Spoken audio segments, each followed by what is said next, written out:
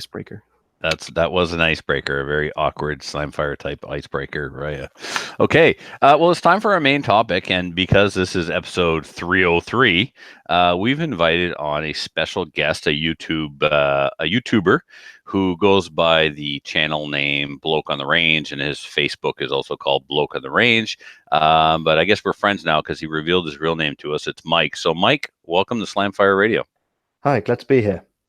Thank you for coming on. I mentioned a couple episodes back that I was trying to touch base with you to have you come on just to talk about, your channel and your focus. I discovered your channel through researching Lee Enfield's, and I've got to say I've learned a lot. The most useful or entertaining, both useful and entertaining videos that I've seen are some of your myth busting videos, especially the ones about headspace, are very entertaining. We'll talk about headspace in a little while here maybe, but I also really like I'll read your bio and the listeners will understand why I've invited you on. So if you go to Bloke on the Range's Facebook page, the bio says firearms history, bloke-splaining, firearms mechanics, myth busting, shooting sports, and I forgot already, Mike. You'll have to correct me if I mess it up.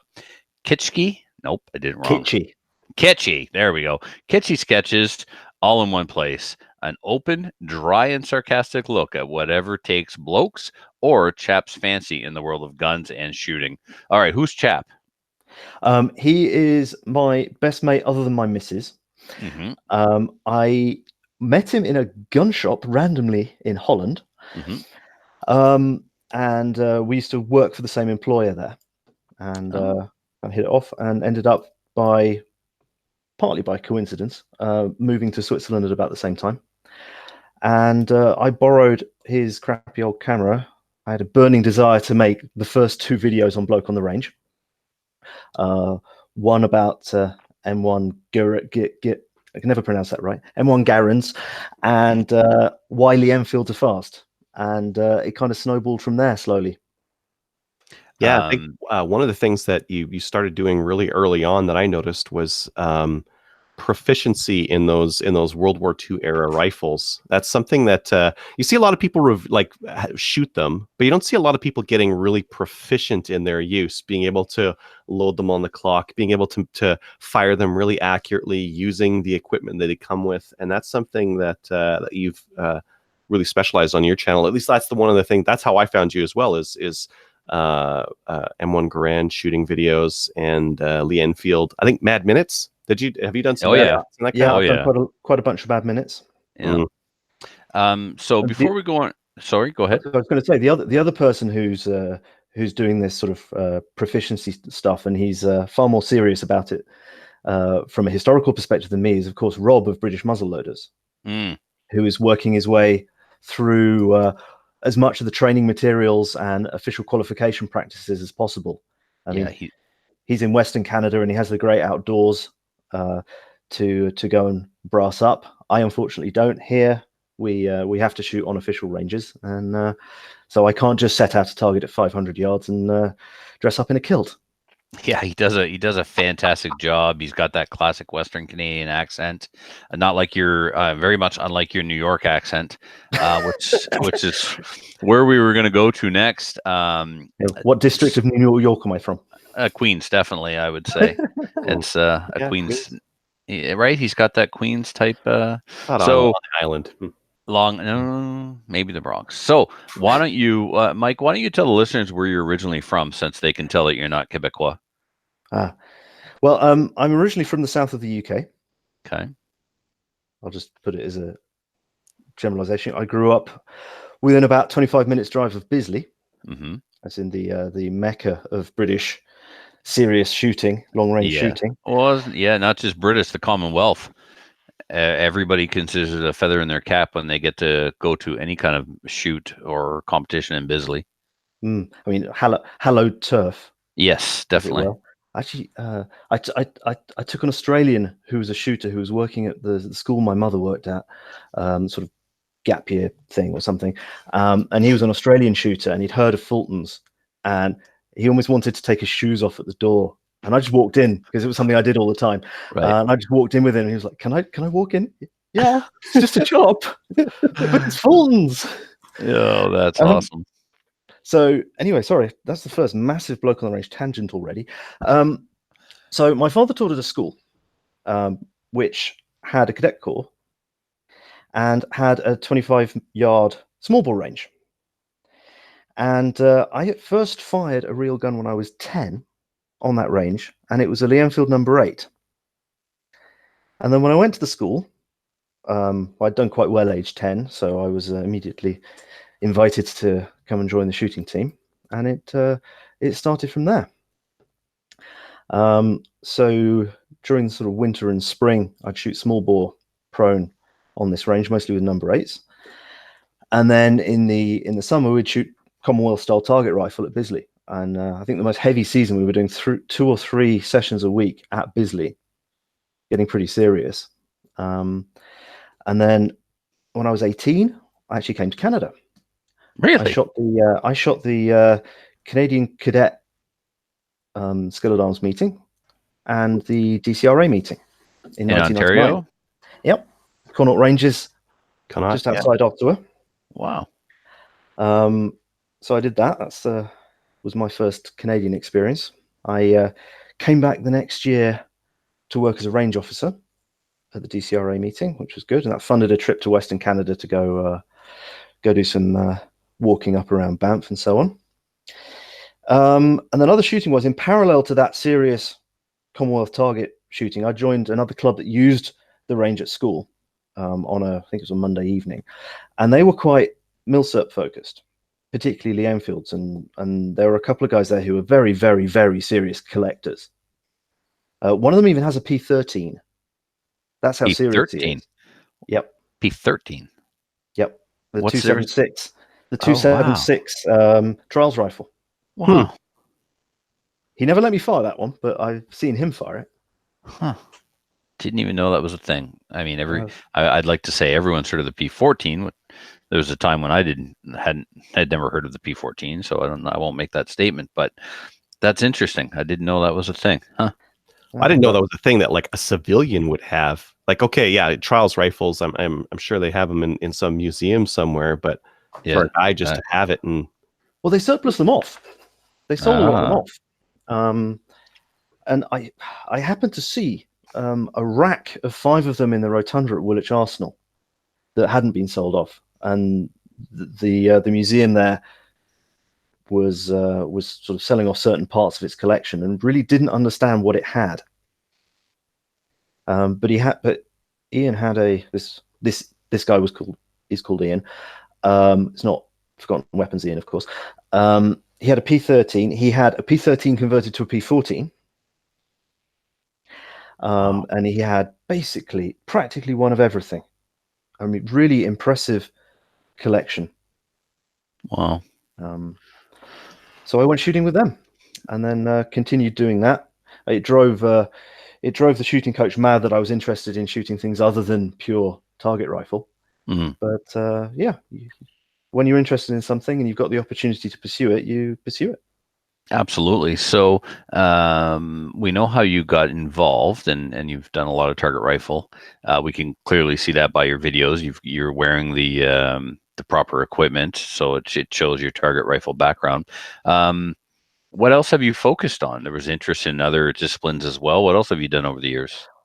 I did quite a lot of IPSC in Holland. I moved to Holland after graduating from university. Mm-hmm. Part of which was a greater ability to pursue my sport, shall we say. Mm-hmm. Mm-hmm. What division did you shoot in IPSC? Well, better question, what discipline did you shoot? Did you shoot rifle or did you shoot handgun? Both. Both, okay. And what divisions did you shoot? Shotgun. I started out... Yeah. In fact, I first shot IPSC back in 97 in the UK, which was shotgun, because that's pretty much all there was at the time, because it was... literally just after the handgun ban. So I did an IPSC shotgun course down in the West Country back in 97, and then that sort of went aside until I got involved in IPSC handgun initially in the Netherlands. And I started out in the Netherlands.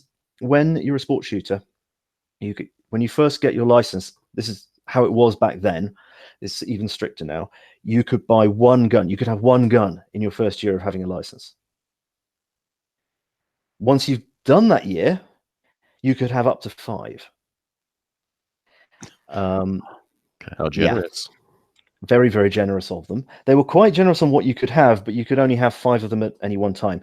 Now it's stricter, and you have to go through a series of starting with 22 and then working your way up. So I did my basic course with a Pardini GT9 6-inch, which I foolishly bought thinking, oh, I'll get a 6-inch. Oh, it doesn't fit the standard box. I better mount a red dot on the slide. Yep.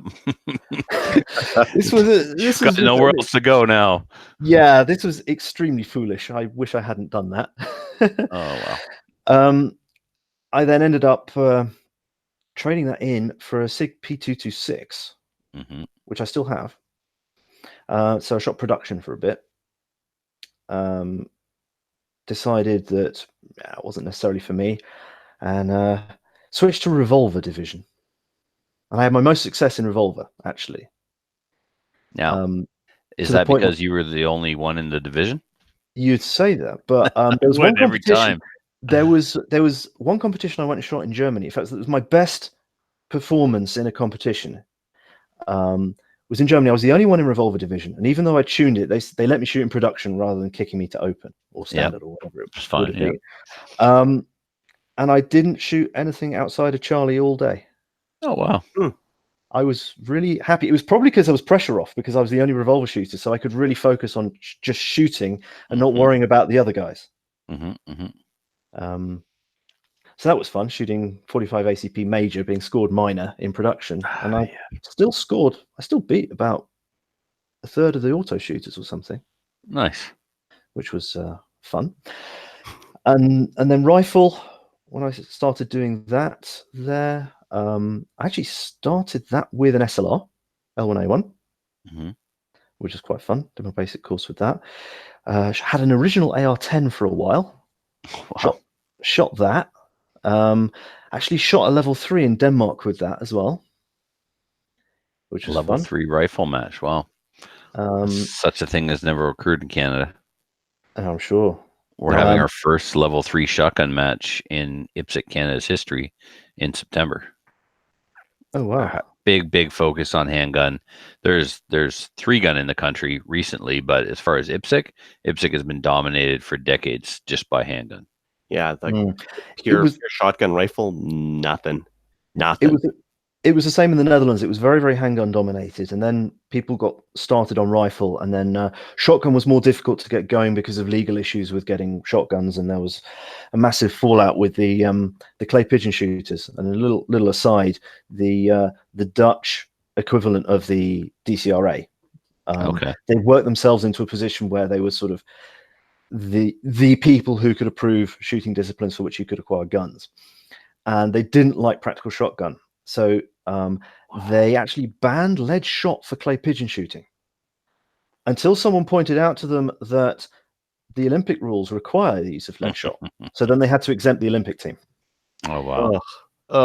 Bit of a nightmare. So there's a lot of the guys that have managed to convince their police forces to let them have a pump or semi shotgun, share the guns around a lot, and things like that. But the circuit is mostly handgun dominated. There's far more ranges you can do it on. Rifle, you really need at least a 50-meter bay, but which we'd run a pretty comprehensive level 2 on one of the better ranges. It had a 100-meter bay, a 50-meter bay, and a 25-meter bay, and we'd use them all, so we could get 9 stages in, 8 or 9 stages shot in a day, and it's bloody loud. It seems like such a waste to shoot a rifle at 100 in and not at least have one stage where you're going out to 300-400 meters. Well, sometimes they put in some slightly more challenging targets, like a 4-inch clay pigeon or so. But you'd be amazed the number of people that will drop down to a bipod to shoot a full-size IPSC classic target at 100. Wow. Yeah. You know what's funny, Mike, is sometimes we get a little bit of constructive criticism from our listeners that we talk too much about IPSC. Here we are trying to have a MilSerp episode with a MilSerp YouTuber, and we're talking about IPSC. And an IPSC that you can't even get in Canada, IPSC rifle. It doesn't even exist here. Well, it All does, right, but I'll it's dovetail not it back in. used. I'll dovetail it back in for you nicely. You know my Franken rifle, my Australian International Arms. Yeah. I shot that twice in semi-auto open. In semi-auto open. Well, I was going to ask you, you know, you've had the experience of both shooting and seeing other people shoot IPSC rifle matches with Lee Enfields. So what has that been like? Well, I was the only one. The only person I've seen shoot an IPSC match with a Lee Enfield type action is me. Oh. Because everyone's shooting semi-autos. Yep. And in the rule book of the day, you could shoot a manual action in semi-auto because it was just said there was just no restriction on the action. Oh, right. And now we have a manual action division in both the shotgun and rifle discipline. There was a manual action division. Okay. And there was a limitation on the type of action, but it halved your round count. So why bother just shooting? I was the only person idiotic enough to do it. So it was fun. 10 and 20 round detachable magazines. The close up close and personal run and gun ones, middle fingering it.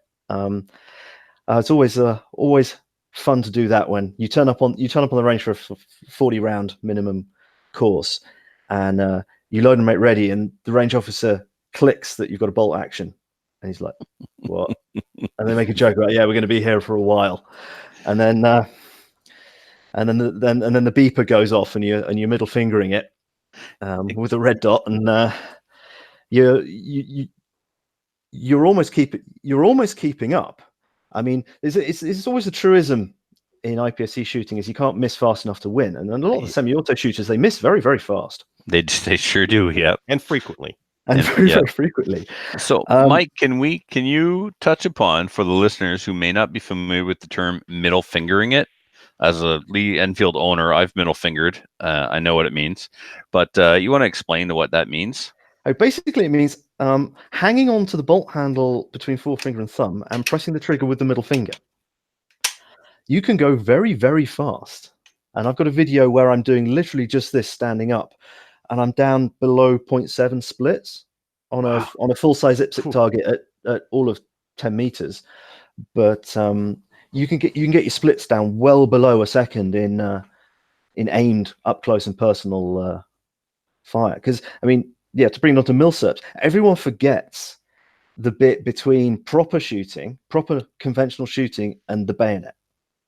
And there's this forgotten zone of you can't reach them with the bayonet, but you're not doing proper sort of positional shooting. And the middle fingering technique is that sort of gap filler. So it's the middle finger technique is for CQB, basically. Yeah, and it was officially taught in the Second World War for that. And I did a couple of videos with Rob on Second World War CQB technique. The first video focusing on the early war hip shooting technique, and the second video on the late war middle fingering technique. And it was brilliant fun. If you haven't watched that, you should. Absolutely. I think a lot of people would be surprised to find out that it was actually a technique that was taught to the troops. Yep, absolutely. And one technique we were talking about just a little bit earlier was hold under and battle zeros. I think one of the things that I've heard of is this idea of a 6 o'clock hold with rifle. Now, I didn't really see the point of it for the longest time because your hold under is going to vary based on the distance, and it's not something that can be reliable. So I prefer to have the target right on the flat of the irons. But in a recent video, you were shooting an SKS, and I think it was at 300, and you set your rear sight to 400, so you could aim lower, and your sights weren't obscuring the target. Yep. And that I finally got.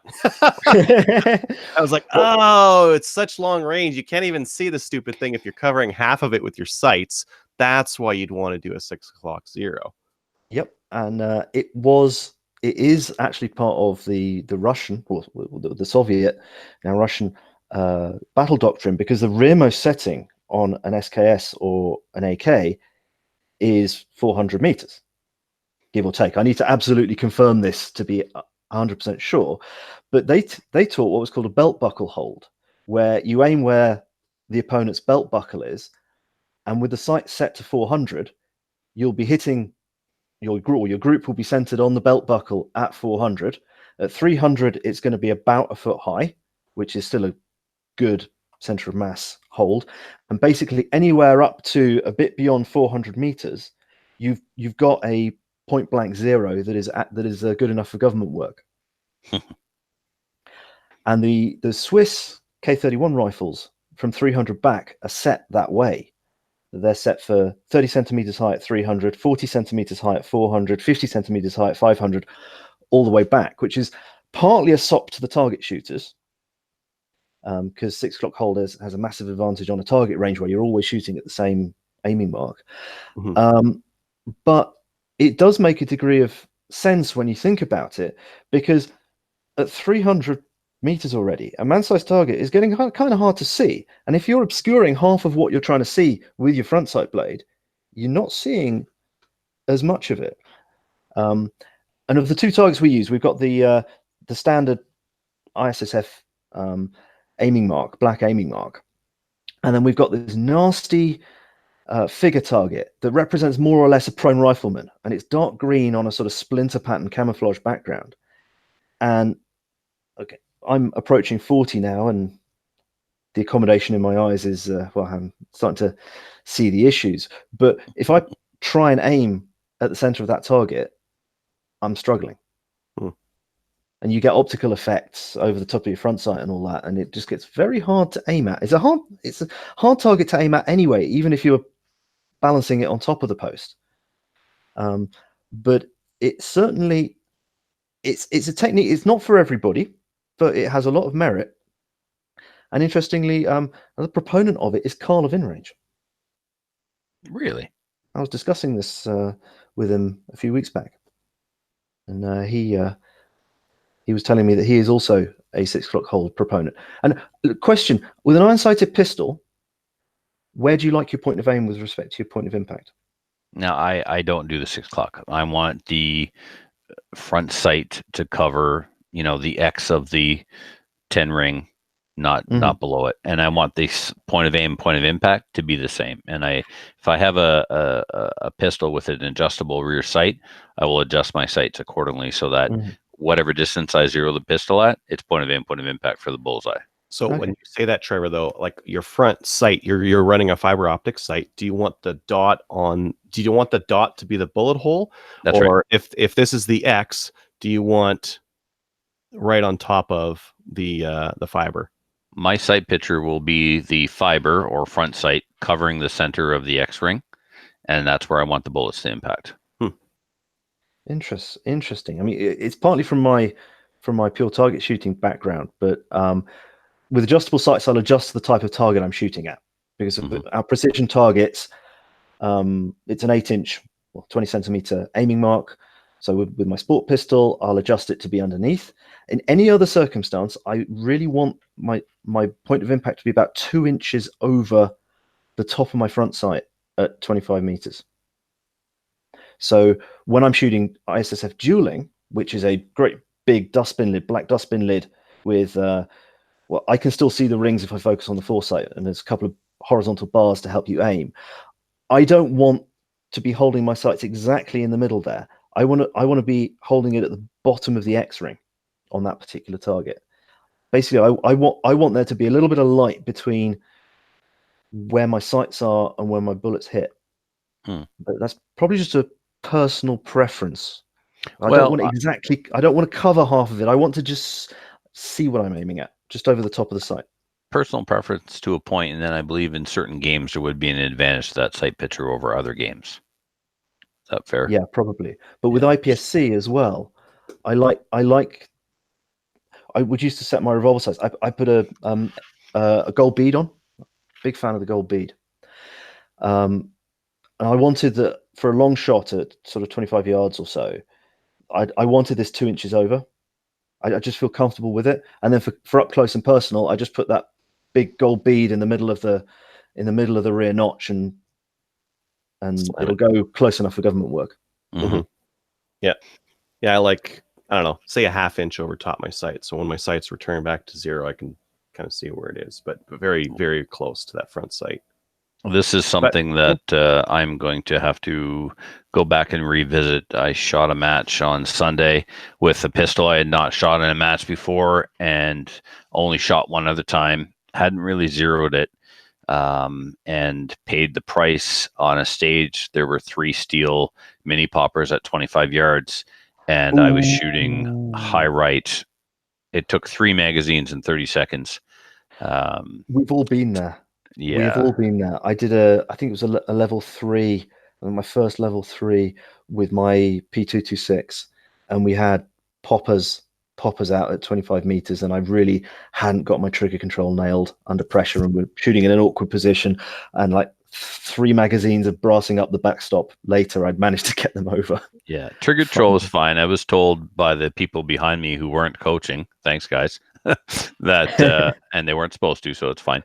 I shot the most beautiful tight group on the berm, right to the high right on all of them, and then after a while, I was just like, okay, I've got to change where I'm holding, and held Was that lower on pistol the popper. used, Trevor? No, that was a brand new one of my 10 full glow witnesses. So anyway, well, let's move on to the next topic I'd like to talk about with you, Mike, and that is you left the UK, and from what I gather from your YouTube channel, you've been in a couple of countries since then. Why don't we touch upon those countries and what your experience has been with the regulations in those different countries, and what your focus has been in those countries. So after the UK, where did you go next? I went to the Netherlands. Okay, and then we know you did some IPSC there, target rifle as well. I actually shot the equivalent of target rifle, all of 100 meters, because it's all indoor ranges, with a free floated H-bar AR-15 with a set of target sights on it, which was quite fun. And compared to guys shooting factory ammo out of anything else, I was dominating them, which was always satisfying. Absolutely. Domination and satisfaction are 2 of my favorite words. Where to after the Netherlands? Switzerland. Okay, and that's where you call home now. Yeah. All right. So, what are the firearm regulations like in Switzerland, so the listeners can kind of compare and contrast between Switzerland and Canada? Let's talk about things like licensing, registration, caliber restrictions, magazine capacity. Let's touch on those, and start wherever you like. Okay. Basically, it depends on your legal status here. If you've got the equivalent of, I don't know what it is, permanent residency in in the UK, it's permanent leave to remain. So right, we call it permanent citizenship. Well, there's permanent resident and then there's citizenship. Yeah, right. A permanent resident is someone who is immigrated, and citizen. Right? Or am I confusing those two, Adriel? Permanent resident is someone who is legally here and legally here. Is here as a resident, and typically what you'll do is you'll be here for 3 years and then you're qualified to apply for citizenship. Okay. Oh, blimey! Here it's 5 years minimum to get permanent residency, and then another 5 years before you can apply for citizenship. Yeah, Canada is pretty open, so it's not bad. Okay, so depending on your level or definition of current citizenship, that will determine what you can own. No, sort of. Everything's based around acquisition here. Okay. Which is quite different to the UK and Germany and the Netherlands, where there's acquisition and possession are regulated kind of separately. So if you've got permanent residency or a citizen, you have an absolute right to own firearms. Really? Provided you have a clean record. Sure. Now, there's 3 categories of firearms, basically, or 4 categories. The simplest one's antiques. If you're over 18, you can have them. There's no registration. There's no nothing. Now, what defines an antique? Pre-1870. Okay. And that's it. Doesn't matter about type of firearm, shotgun, pistol, rifle, or caliber. If it's pre-18, what? 1870. 1870, it's considered an antique? It's pretty old. Yeah. Yeah. It's that's pretty strict. In the Netherlands, it was a lot more liberal. I mean, stuff chambered for black powder firearms and not nitro-proofed up to, it's either the outbreak of the Second World War or the end of the Second World War, were free, which put the price up massively. Of course. So then the next level up, you've got hunting rifles, target rifles, Swiss military bolt-action rifles. You don't need any particular permit or anything to acquire them. The person selling has to check you're not a prohibited person. So you can either show them a criminal record declaration or a higher level gun permit, less than 2 years old. There's a series of things like hunting permit, things like that. What else is in that? Rabbit killers and single shot black powder pistols are in there as well. That is registered by the seller sending a copy of the sale contract. You have to make a formal contract with certain information on it, and all that happens is that the seller sends a copy of that to your police force, and it goes in their incredibly Swiss cheese like whole-filled database. Yeah, sounds like it's sending over to the police. You know, what's interesting is this is very different. There's a couple of memes like floating around Canada where in Switzerland, everyone goes to the military and everyone gets their gun for free afterwards. That's the myth over here. There are certain conditions linked to that. You have to have shot the Feldschießen and the obligatory shooting a certain number of times in the years running up to you leaving the service. And you have to have done a certain number of years of service, and you have to get an acquisition permit, which is the next level up in the licensing system. Now, you have an absolute right to this if you have a clear record. It's just a paper chase. You have to send off for an acquisition permit, which allows you to buy up to 3 guns from the same seller at the same time. And that's basically anything that's not a full auto or a down conversion from full auto, and that doesn't fall into the lower, freer category. And currently, there's no magazine restrictions, there's no caliber restrictions. It's slightly silly, but for instance, a Remington 700 in 308, depending on what sort of stock it's in, it's either in the category where you need an acquisition permit, or it's in the freely available category.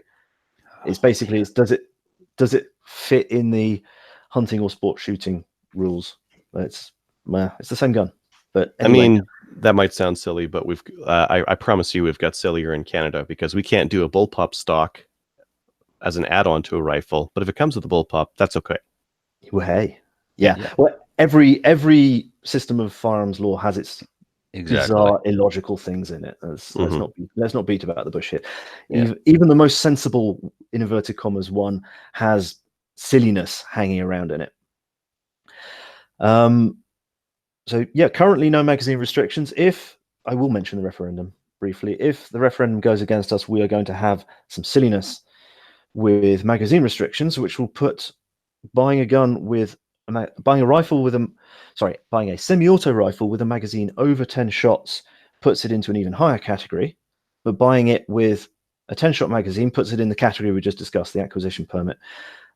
It's this horrible fudge that the EU is foisting on Switzerland, and that's as far as I want to take this horrible discussion, because it's politics, and we'll see what happens with the referendum. And if we lose it, we will adapt and overcome. And if we win, well, hey. Yeah, then you're done. Fantastic. Where do handguns fall into what category? They fall into that acquisition permit category. Okay. Very good. It's basically everything everything that isn't or in a lower category, or isn't a down conversion from full auto, or isn't a full auto. And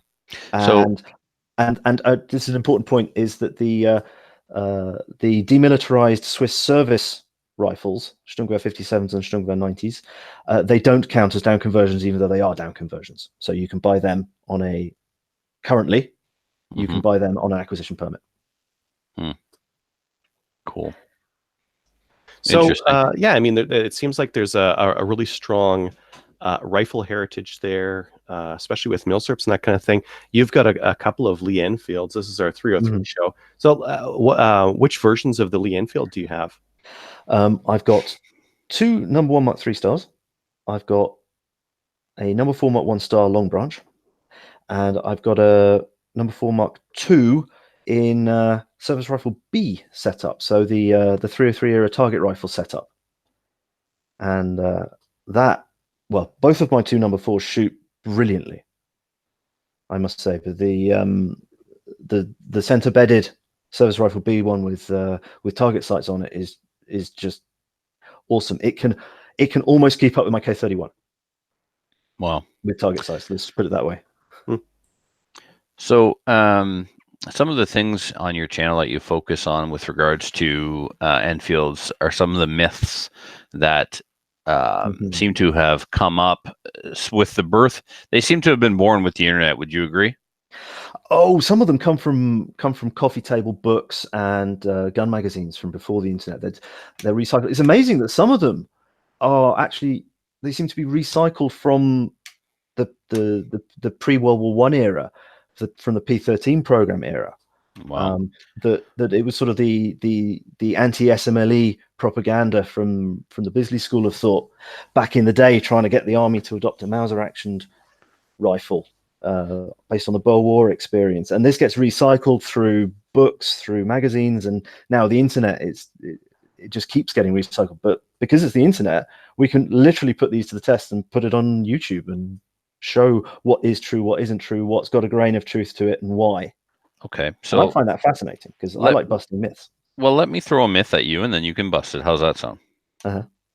Lee Enfields have a excessive headspace problem, and you can pretty much not reload the brass more than once, and then it cracks due to the excessive headspace. Myth or fact? Myth.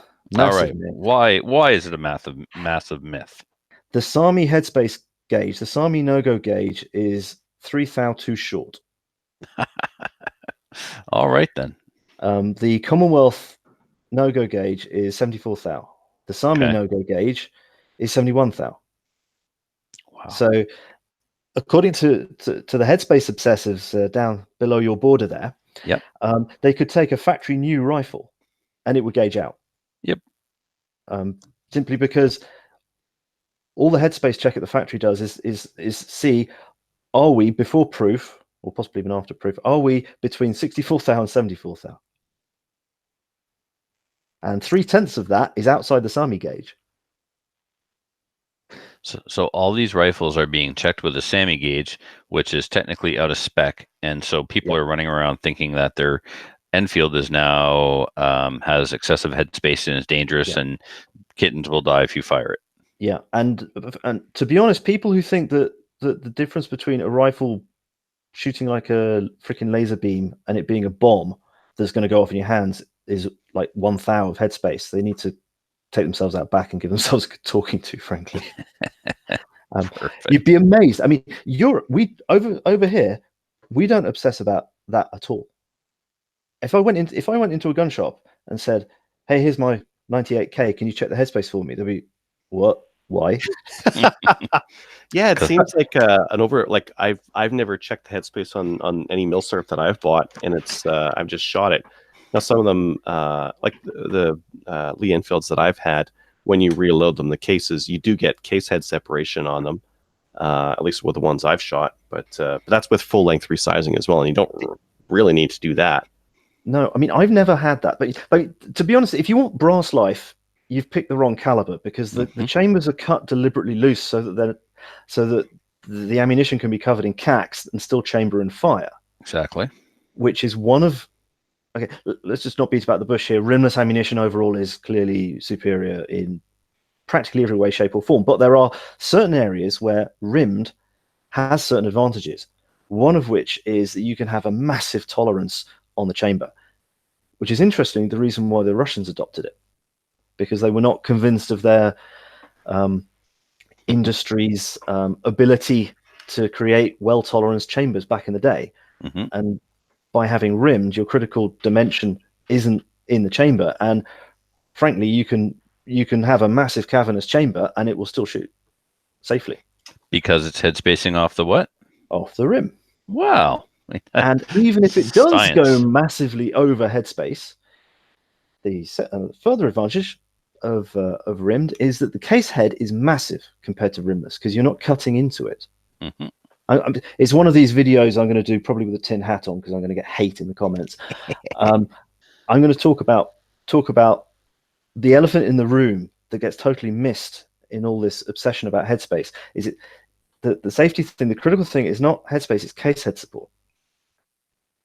That you can create. Bubba is perfectly capable of rebarreling a rifle that's tight on the go gauge, the minimum headspace, and will blow up at the first shot.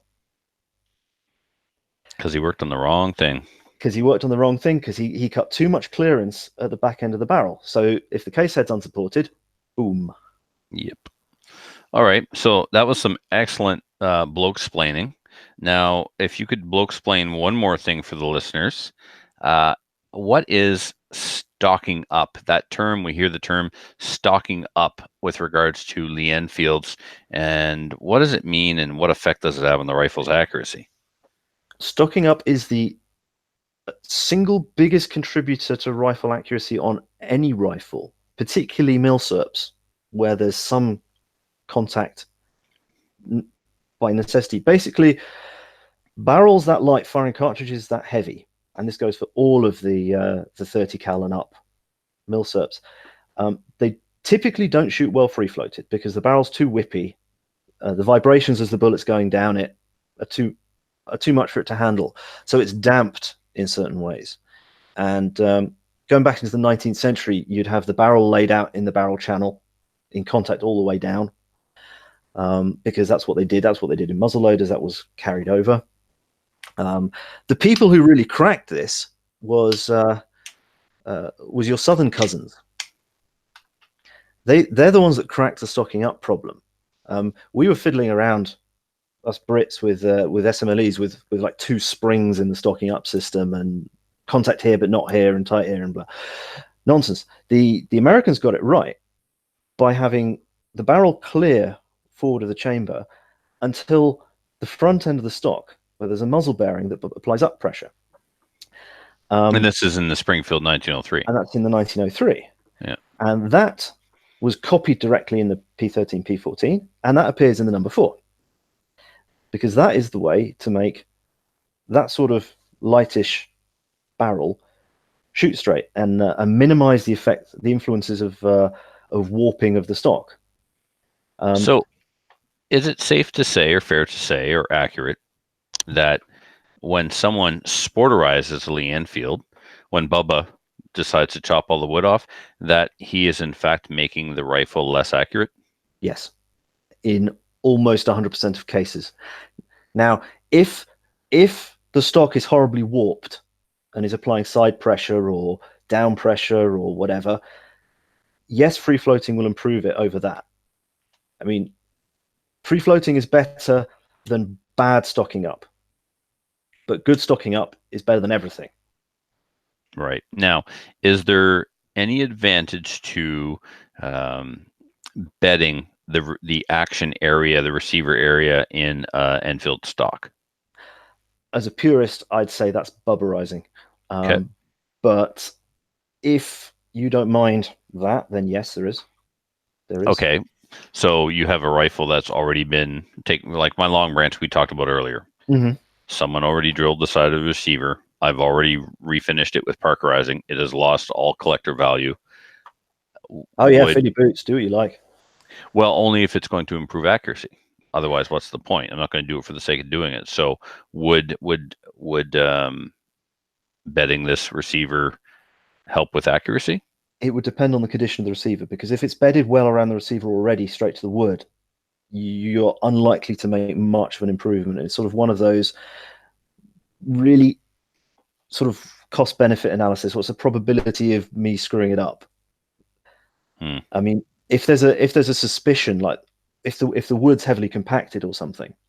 Yeah. See, then yeah, I don't. Sure. Yeah, I don't have enough experience to look at it at an Enfield stock and know whether or not it's what you just said.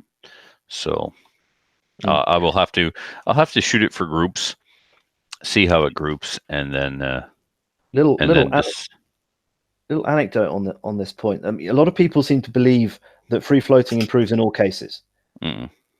Well, if that were the case, they would all have been free floated from the factory, because that's far easier to set up. You don't need to faff around. I mean, practically the only bit of skilled workmanship in a number 4 is the stocking up of the fore end. They've managed to engineer practically all the rest out of it so that it could just be put together by spanner wielders. They were assembled rather than gunsmithed, except the fore end, which was fitted by experts. That's the only true gunsmithing in it, really. Okay, so those listening on the podcast won't see it, but Trevor is showing that his muzzle pressure is good. But to free float, you can just have a big hole in the end of the stock. You don't have to worry about it anymore. And if that was better, which it isn't, they would have just done that because it's far easier. And then the entire rifle could have just been assembled by someone given a couple of days training on how to do up the screws in the right order. What a tremendous amount of common sense. It really is mansplaining, or as you call it, bloke-splaining, to just explain something using basic common sense terms. Well, gee, guys, if free floating actually helped, it would have been free floated already. I mean, geez. I think part of this comes from heavier barreled sporters, which will shoot better free floated compared to having contact somewhere there shouldn't be contact, and AR-15s and things like that, which are very, very easy to free float, and actually have even the lightest pencil barrel on an AR-15 is pretty stiff, and you're not, because you've got a small hole down it, and you're not putting a particularly taxing cartridge down it with 223. So let's talk about one more myth before we wrap this up, because we've gone a little long here, but I'm sure no one's going to complain because it's a very interesting change of pace. Why are North Americans convinced that it doesn't matter how you stack your rounds of ammunition to the magazine, rim jam is an inevitability? Because they've been using commercial ammunition that doesn't have radius rims. What? What? Commercial ammo isn't made the same as, say, Mark 7? Funny that. Wow. So the problem is newly manufactured commercial ammo and not the gun or the clip? Well, I mean, it's one of those things that this whole rim jam thing had entirely missed the notice of the British Army, the Canadian Army, the Australian Army, the Indian Army, a large number of other armies. It is not in the training manuals because it's basically not a thing with military spec ammunition. Undamaged, fresh military spec ammunition. Say that again. Undamaged, fresh military spec. Wow. It's like it's like, yeah, out of spec ammo does not behave as intended. And I got a little extra video out where I've got some 1950s Kynoch 3006, which is short, and under recoil in my M1917 gives feed jams because it moves forward and then the stack won't come up. Right. Oh my God, there's something wrong with this system. It won't feed this out of spec ammunition. Nope, not a problem. Feeds fine within spec ammunition. Funny exactly. That. Yeah. Well, Mike, that was fascinating, and there's so many things that we touched upon that could have been their own topic, but there's only so much time. Promise me you'll come back on sometime in the future. That'd be great. I'm a guy once, Mike, that, if a gun had wood on it, I had no use for it. But as I've been telling people recently, as a grown-ass adult, I reserve the right to grow and develop as an individual, and my taste can mature and develop and change over time. And that's what's happening. There was a time when I said I wouldn't own a 1911 or an SKS, and now I have multiples of each. So I reserve the right to grow and develop and mature as a gun owner. And this stuff now fascinates me, and I always love picking the brain of those who are in the know. And you were certainly that guy. And I thank you very much for coming on. I'm looking forward to having you on again. Well, thank you for inviting me. I hope it's been interesting to your listeners. Very much, and it's probably past your bedtime over there at this point in time because you're 5 hours ahead of us. So we will say goodnight, and we'll stay in touch. Where can people find your stuff? Oh, thank you, Adriel. Yes. If you search for Bloke on the Range on YouTube or on Facebook or on Patreon, more importantly, you guys must have Patreon. Of course we do. Yeah. Well, I'm on Patreon. You're on Patreon. It's the best way to support content creators you like is to support them on Patreon.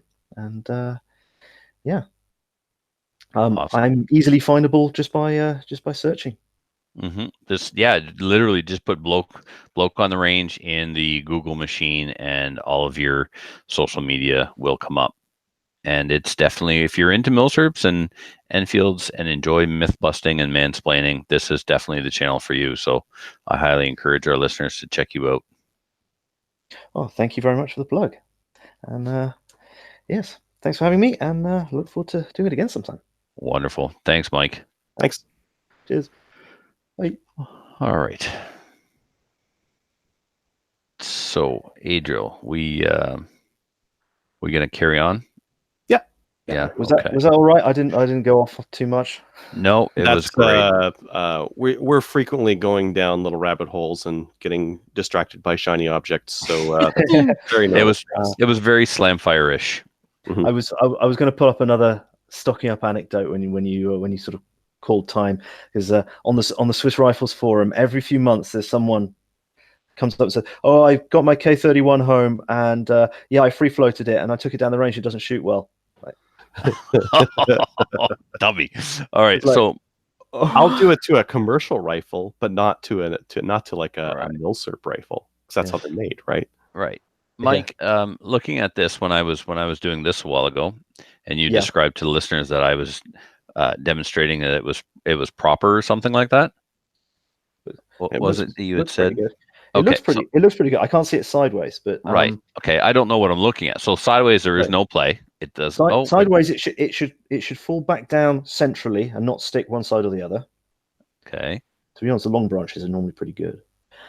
You should be pushing up to get it to pull off the bearing. You should be pushing up with between sort of 2 and 7 pounds, depends on which book you read.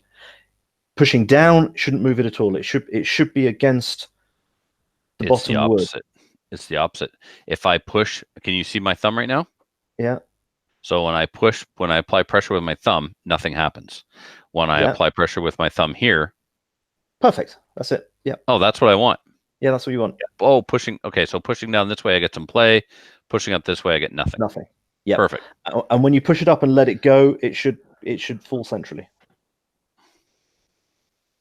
Yep. Okay. Good stuff. There you go. That one's probably good. Awesome. Learn something new. Well, I suspect that rifle was a shooter. It has strong rifling, and I have to ask myself, why would they put a target sight on it if it wasn't worth putting a target sight on? Well, Bubba does strange things. Yes, he does. Bubba sets barrels back. I mean, what Bubba typically does to a number 4 to fix it involves setting the barrel back, so he's probably bringing his front sight protector hard against the top wood, which is a big no-no. That will not shoot straight. Yeah, there's certainly a lot more clearance on the Savage than the long branch, but there's still clearance on the long branch. Now look at this one, Mike. Yeah, there's a lot more on that one. But again, when I pressure, is the pressure the same? No, it takes a lot less effort to move the Savage than it does the long branch. Okay. Now, same thing. When I push on this side, I get nothing. There's no movement in the wood. What I would do with that one is shoot it, and if it shoots fine, leave it. Shoot fine. I've shot this one, and it's shooting 3 to 4 inches, maybe. Oh, that's fine. Okay. The enemy of good is better, but there's a little trick you can do just to see, because it's entirely reversible. Get a bit of card, like ammo box card. Cut it about 1 centimeter wide, and put it between the barrel and the muzzle bearing. Okay. Just ups the pressure a little bit, and then see if it shoots better. But if it's shooting 3 to 4 inches with 5+ shot groups, then you might squeeze a little bit more out of it with that, or it might do nothing. Okay. But as you said, it's not a permanent modification or anything. I can try it. It's a no problem experiment. You don't even have to take the rifle out of the wood, and I'm a big one for saying don't take rifles out of wood unless you really need to, unless you've got a good reason to. Okay, because they both have been taken out of the wood. One to be refinished, the other one because it was absolutely filthy. Oh, yeah. But you had good reason to. But the guys that you occasionally come across people who take their rifle out of the wood every single shoot. You're just wrecking the bedding. No, it'll never come out again. So what about this thing? This is That my thing. number 5. That should be free floated. It is, yeah. Okay. And it is and it should be. It is and it should be, yeah. Okay. Now, oh darn, we didn't talk about the Wandering Zero, but we got to cut you loose and finish the show. So I tell you what, next time we have you on, we'll start with Wandering Zero. How's that sound? Okay. All right. Yeah. It's one of those annoying ones. Yes, definitely. Maybe we'll cut this out and put it at the end of the show as a little bonus because we're still live. People are still watching. So, yep, we're still live. Oh, blimey. Yeah. So we'll say goodnight, Mike, and take care, and expect to hear from us again. Okay. Can you send me the link when it's up, and I'll share it with my lot? Absolutely. We certainly will. Okay. All right. Have a great night, Mike. Thank you. Thanks, Mike. All right. That was a lot of fun. Yeah. And I never would have thought I'd say that was a lot of fun a few years back, but yeah, that was a lot of fun. Well, and like we'd brought him on to talk about milsurps and specifically the Lee Enfield, but the interesting parts we're learning about like Swiss gun law and that kind of thing because no one knows. And I think like being in Canada, we get a lot of myth around Swiss gun law. A lot of Swiss doesn't have any crime, or it has the lowest crime in the world, and everyone gets a gun.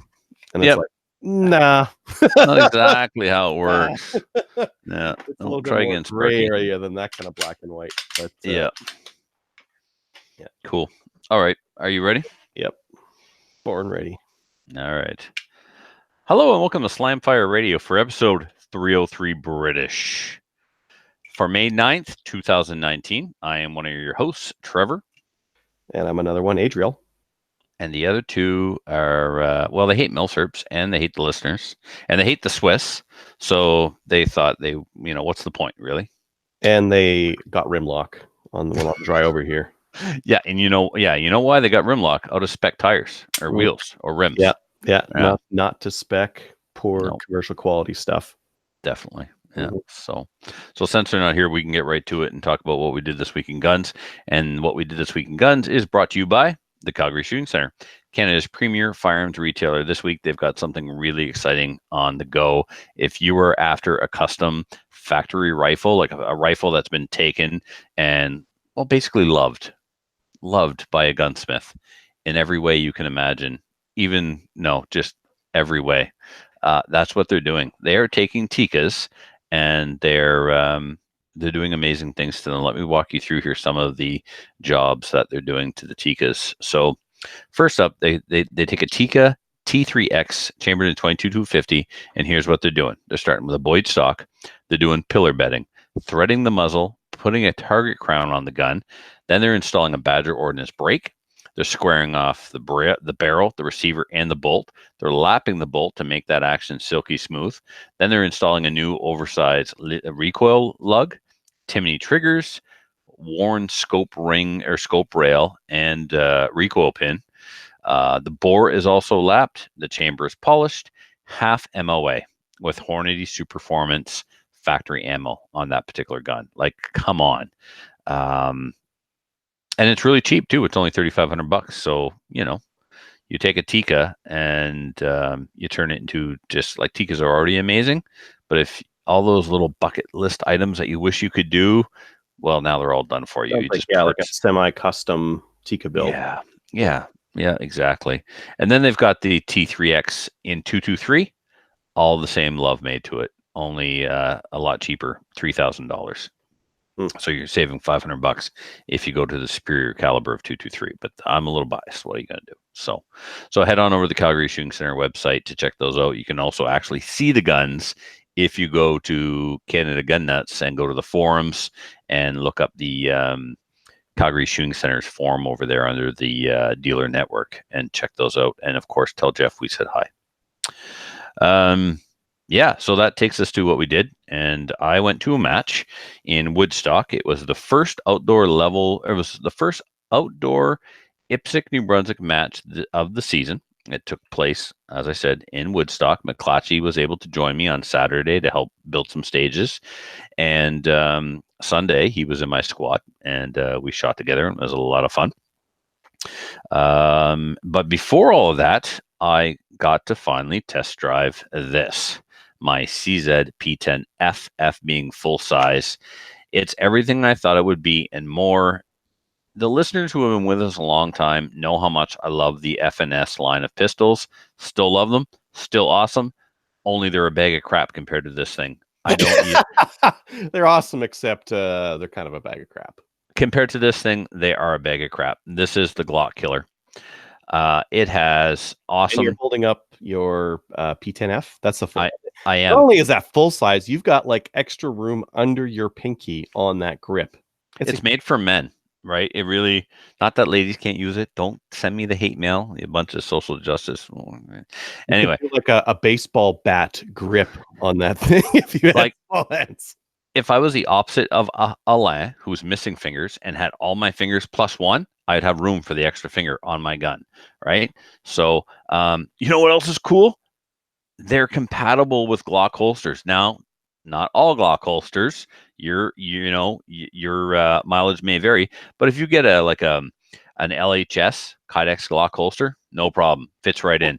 I have here my Concealment Solutions. They're out of Utah. They used to be really tight with the gun dudes back in the day. And this is the, I don't remember what this one's called. It's not the Sidewinder, the Mamba. It's a inside the waistband holster by Jason Christensen for the Glock. And check this out. Snap! Oh, damn, look at that. Fits like a glove. Other Kydex holsters also fit like a glove. So I ordered, you ready for this? A Red Hill Tactical. Red Hill Tactical holsters are amazing. They're Kydex. They're thick Kydex, multiple layers, customizable, all kinds of amazing features. However, they ain't cheap. They ain't cheap. And the dollar's killing us right now. $140. Whoa. And that's without a hanger or nothing. That's just the Kydex shell. That's just a Kydex holster too. I was looking at the double Alpha X, and I think that was $200-300, something like that. Really? When you think about 150 for a Kydex. Now, did you get the hanger and all that cool stuff? No, dude, nothing. Black on black, $140. Woo! Whoa! Yep. Spicy. Yep. Not for hobos. Or Canadian? 140 Canadian? Canadian. Oh, that's still. Yeah, for a piece of Kydex. Oh, yeah, it's custom molded. It's custom. It's made with love. Yeah. Made with love, but back to the gun. So the gun has cocking serrations front and back. The front sight is held in with a dovetail and a set screw. The rear sight's dovetail set screw. You can swap those out. Already in stock at the Calgary Shooting Center right now. If you've got the P version of this gun, the C version of this gun, the compact, right? It's compact like Glock 19 size. It's got the threaded barrel coming out the front. Of course, it's got the really silly suppressor sights. Well, the Calgary Shooting Center has Trigicon night sights to replace those that are the normal height, so you don't look like your sights are satellite dishes or antennas. So, but these sights worked really good in the daytime. They're a day glow. They look white in here, but when I got out in the sun, they were like glowing kind of a greenish kind of color. They've got the step on the back, so you can cock it off a table or off your belt or whatever. Along with the front and rear cocking serrations, you have ambidextrous slide stop, a reversible magazine well, all standard rate. The stippling is insane. Can you lock the camera here for those that are watching us? Yeah, 1 second. Locked. So let me get some good light on here. Look at that stippling, man.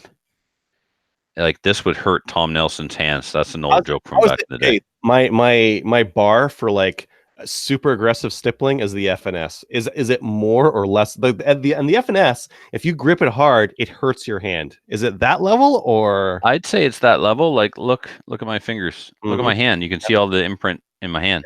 Yeah, that's what the FNS would do. Yeah.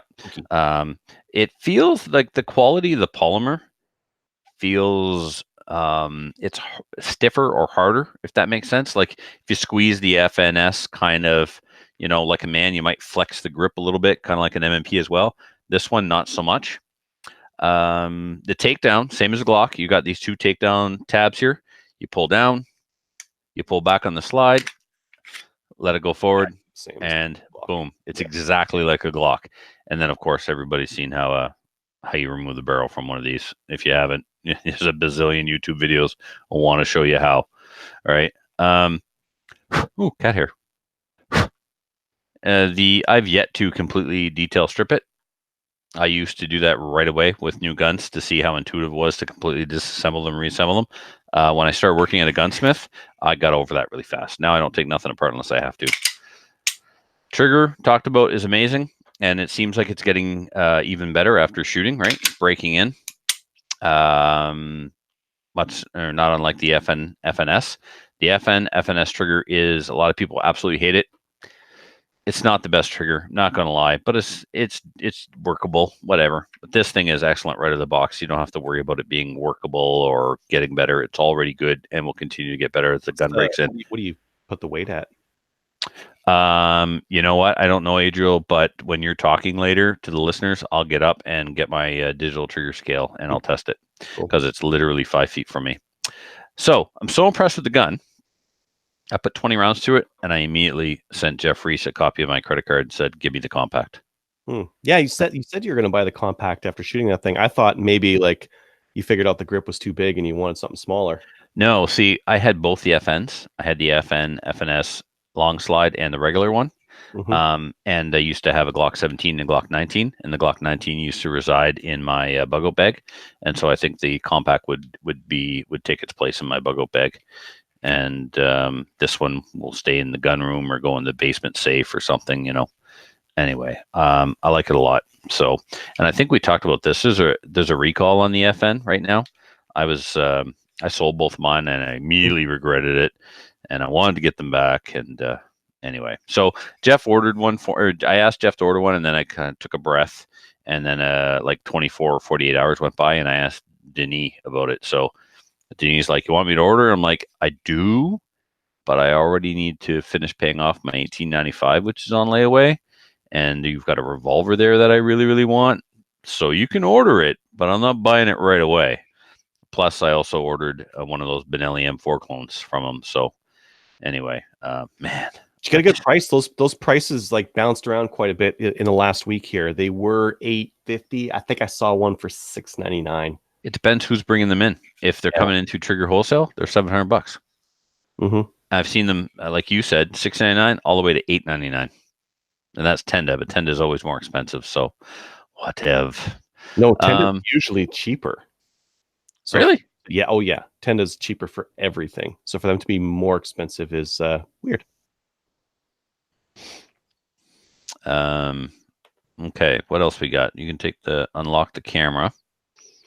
So back to the match. So I shot a match with this gun. This is my Tanfoglio Witness 1911 chambered in 45. And I had two. I had one in 9mm, one in 45, both identical. And I don't think I shot the 9mm. Like, I shot both of these just to say I shot them at the range once. Okay, there, I fired them. They work after I tuned them up. And then I sold the 9mm because I got my Calgary Shooting Center Dan Weston, right? So my Dan Weston's my primary. My STI is my backup. I don't need a backup for the STI. Like, let's calm down. So I sold the 9mm, but I wanted to try a match in Classic Major. And the reason why I wanted to try a match in Classic Major is I do a lot of hosing of targets. For an old fat man, I run pretty fast, and my speeds are up there with some of our top production shooters and the smaller classic shooters and stuff. And my style of shooting lends itself more to a standard shooter who doesn't care about Charlies, just pound the target, shoot as fast as you can because you're scoring major. So I thought I would try a match shooting Classic Major so I could, score major and really hose. I wasn't hosing. I was shooting too conservatively, and there was a lot of unloaded starts. So you pull the gun from your holster, you pull a mag from the mag pouch, insert it, and rack around. I could have used a bit more crimp on my ammo. They weren't chambering very well. I had a failure to feed. I had 2 or 3 malfunctions, and one time I had a standing mag change because your stage plan when you're shooting with 9 rounds in the gun instead of 11 is very different. Yeah. So I had a plan worked out, and then somebody said, "I'm going to do it this way," and I went, "Oh, damn, that's a much better plan if you're shooting minor." So anyway, I ended up with a standing reload. wasn't bad. It didn't hurt me too much. For the first match of the year, whatever, I did good. I won Classic Division, and I had the match won, and then we found a mistake in scoring. They had me down for 0.94 of a stage time. When most guys were doing it in 10, 11, 12 seconds, they had me down for 0.94. When you have a 0.94 stage time, do you know what that does to your power factor? Or sorry, your hit factor? Yeah, probably cranks away up. What was your hit factor? Only like 30? 38. 38. 38 hit factor. Yeah, no. So luckily, I didn't know what to do. We couldn't let it ride because it was wrong, right? So, but the scores are submitted. What are you gonna? It's only a level 2. It's only a weekend match, but you still want to do everything right. Well, my RO had a head cam on. Oh, and he recorded the run. And he went back and reviewed the tape and got the actual time. So we sent the actual time to the match director, who then edited the results and made it correct. So my actual time was 9.54 seconds. That makes a little bit more sense. It does. But unfortunately, well, not unfortunately, it just is what it is. It changed the time or it changed the results. So now instead of me being 100% and Jeremy being 97 or 98, I was 97 of him. So Jeremy shot a great first match. Like, he's been doing a lot of practicing. Jeremy's the guy, I'll use his name now. He's the guy at the RO class a couple of weeks ago who got up in the middle of the class to show me a Ben Stager video. Yeah, well, he's been watching a lot of Ben Stager videos apparently because the man's learned some stuff. Was he shooting the same division as you or different? No, he's shooting production. Oh, so you wanted the overall with your with your crazy 0.9 and your 38 hit factor. Yeah, that's right. Yeah. So when we actually corrected the scores, I didn't win overall. I was just second overall. So I'll take it. Whatever. First time with this gun. First match of the season. And there's no shame in losing to Jeremy. He's up and coming, man. He's fit. He shot a different division. Pardon me? You didn't lose. You shot a different division. Yeah, and you can't win overall, but you can win overall. But it doesn't count. Yeah. It's only bragging rights. Yeah, unless you're shooting a PCC and you win overall, then it absolutely counts. That's when it matters. Yeah, this weekend I'm bringing both my PCC and my Glock. So I lent my 9mm. Sorry, I say Glock. I meant my 1911. I'm going to take both my PCC and my Dan Wesson this weekend, and then I'll decide what No, I'm done with PCC for now.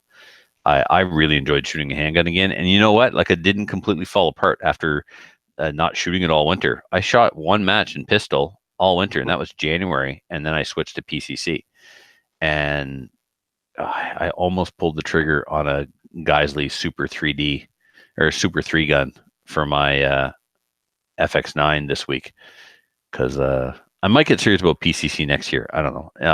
The older I get, the more tempting it is to switch divisions. So anyway, that was the match. It was huge, man. 13 stages. 13 stages for a level 2 first match of the year. And it was, what we call the black badge match. Black badge match has to be a level 2. And a level 2 has to be 6 stages. Well, this was 13 stages. So it was a monster match for the first one of the year. And their range in Woodstock has been completely rebuilt, renovated, whatever. They've added a whole pile of bays. They have what I refer to now as a level 3 caliber or quality range. They can hold, well, dude, 13 stages. That's a lot of bays.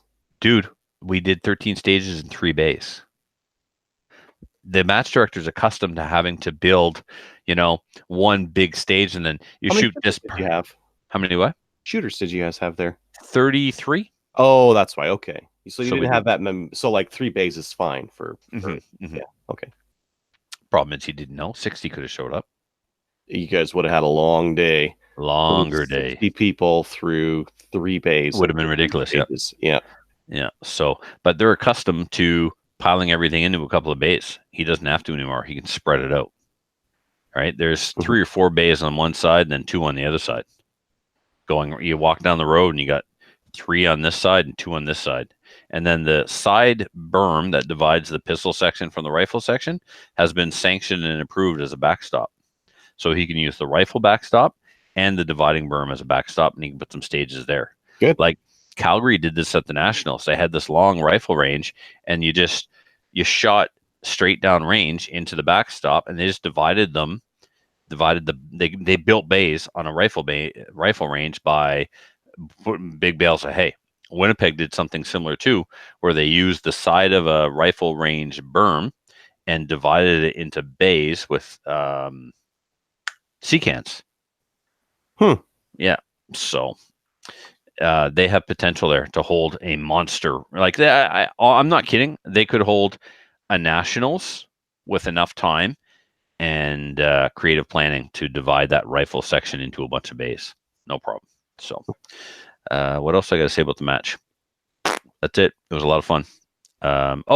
My first official match as a range master. So I got my range master status last year after the provincial, and I finished all my qualifications then, and I got notification from IPSC Canada sometime late winter that I was indeed I had indeed completed my requirements. And I was a range master, so this was my first match as a range master, and the match director forgot to tell anybody. So when there were 2 DQs that didn't get called, which is, somebody gets DQ'd to call the range master, but he went over and he handled it. He made sure that the rules were followed appropriately. And the only other range master type thing I did was there were two poppers in a stage that were problematic. There was no adjustment on them. They're an old design, and they're adjusted by lifting the front up and stuff like this. And the match director just simply did not have the time to test them before the match, and they started to fail immediately. And they fail often at those matches. So I wasn't going to let the stage get tossed. So instead, since my squad was the first squad to shoot it, I grabbed the tablet, went into the stages, modified the stage, pulled the 2 tablets out of the stage. We laid them down, threw them aside. Yeah, and then we just shot the stage without the steel. The match director was, of course, disappointed, and I can totally sympathize with him, because as a match director, when somebody messes with your work, it's hard to not take personal. Like you think it's going to work, and you want it to work, and you have an idea in mind, and then someone else just comes along and changes it. It feels arbitrary, even though it's not. So he took it really well. He's a good kid. It sucks if you're trying to test something really difficult to test, and that target was part of it. Like if you're trying to make it difficult for someone to stage plan, and you needed those 2 targets in there. But a lot of the times you're just doing it for round count, or doing it for, I need this many targets at this area. Yeah, I mean, it was cool. It had you shooting them from an elevated platform, kind of on a lean. So it was cool. It was too bad to see them go, but we were 3 or 4 reshoots before I decided to pull them. Yeah, and that's going to ruin your time for the day. Yeah, and then by the time he came over, we already had 2 or 3 shooters who had shot it under the new design. So that's it for me. What have you been up to? Let's see here. Friday. So Rick from Maple Seed, he was here on Thursday when we did the recording there. We taught a Maple Seed on Saturday. It was good. It was cold. It started at like 4 degrees for the day, which was fine. But then it started snowing and blowing, and the poor students were on their shooting mats prone, and they had snow blowing in on the shooting mats. So they had to lay on wet shooting mats and shoot from those during the day. So it was too bad. It was cold. It was nasty. Suck it up. But they did pretty good. We had a lot of students qualify for riflemen, a lot more than we had last year, which was excellent. Oh, no way. I think I think in Restigouche we only had 1 person in the whole class, and there was a lot of people. Last year I think we had 2, but this year we had like half the class qualified. Nice. So it was a much better result. I think a lot of the people, this is their second time taking the Maple Seed, so made a difference there. What'd your pistol rack in at? Well, did it sound like 5.42? No, it's 5.5 pounds, 4.5 ounces. Yeah. Which out of the box for a duty pistol, fantastic. Yep. What else could I say about that Maple Seed? Uneventful. It was my first time doing Maple Seed as an IIT. I have a bunch more scheduled this year. What sections did you do, or did you just like babysit the line, or did you teach any Any component? I did the 6 steps to making a rifle safe, and I was the dummy for a couple of the examples that they needed to show. Mm-hmm. And ROing the line, calling for ceasefire. Help. Some people came with rifles that weren't sighted in, so I helped them early on in the day, making sure that they got the rifles sighted in as soon as possible, so that they weren't par for the course, man. Yeah, isn't it? Like, yeah, I think so. Like I talked to Rick about it, and I'm like, yeah, does that happen often? He's like, yes. Like people will go buy a rifle and a scope and put it on, and then show up at the thing, and that's it. So, yeah, because I was like, man, it'd be nice if. I mean, the other thing is, and we didn't have it this year, but the last year we had people showing up with stuff that was harder because they're like, I want to do it with my, and then they insert something that's a little bit more difficult, right? But then they get to the course and they're like, oh, wait a minute, this is harder than I thought it was going to be. I shouldn't have taken my whatever rifle that made it harder, right? So I think this year people showed up with proper or more proper gear for it, and that definitely helped us qualify more riflemen. I mean, you want to learn and practice rifleman marksmanship skills. You don't want to be practicing reloading a weird gun or shooting with sights that maybe aren't appropriate for or whatever. And this year it was good. So I got those guys squared away with sighting in their rifles fairly early, and it was fairly uneventful. You know, I've been to a couple of the Maple Seeds, and this one was very average for all of them in terms of the consistency. Like that's one thing. I think I've mentioned this before. The consistency that Maple Seed does for the courses is very high, and the consistency was there as well. And then the very next day, we went and shot a CRPS match, which is this hat that I'm wearing here. So CRPS is that rimfire precision at long range. And then I turned around and wrote an article about it the next day because I'm, of course, an expert now that I've shot one. That's the I'm not an expert, but I'll write about it because no one else has. And it was very interesting. So we went through 10 stages. Most of them weren't like the one that I shared on Instagram, that one where you had to build your own barricade. Most of them were shoot. It's mostly positional shooting. That one was just a fun one to doing where you had to build your position. And there's a couple things that I did well. I think that in terms of setup for the match, I had I had an accurate rifle, accurate ammo. I had a really good scope for the match, an appropriate scope. I think my dope at range could have been better. I got there with one dope. I'd been trying to make Strelock work for my drop. But do you have Strelock, Trevor? Do I have what? Strelock is an app, as a ballistics app. No, I don't have any ballistics apps. It's one of the more popular ones out there. It's very comprehensive. It's a little bit complicated to use, and I made a couple of mistakes. I took my rifle out to 300 before several times, but every time I'd get out and what Strelock was telling me and what I would observe would be different. And then I'd find out something new in Strelock. Oh, I didn't set the zeroing weather. You got to check that box and have it. Your zeroing weather needs to be set. Okay, done. And then I go and shoot again, and then I come back, and it's like, man, I'm still off. Oh, I didn't check the elevation density. Well, that has an impact on things. And my current weather wasn't set. So by the time I got to the match, I had been trying to make Strelock, trying to get it configured correctly so it would give me real results. And I wasn't there. So I was pretty close, but as the day went on, I finally figured it out from like observed impacts at distance. But that probably would have helped my score. It still wouldn't have got me top 10 though, because the top guys that showed up, I kind of had the impression like when I was going to go to this thing, it was going to be like PRS light, like people shoot PRS and they're very serious about it. And then every once in a while, they just crack out the 22s and they go, shoot one of these rimfire matches. Nope. There was like, the people were serious about this. Oh, really? They had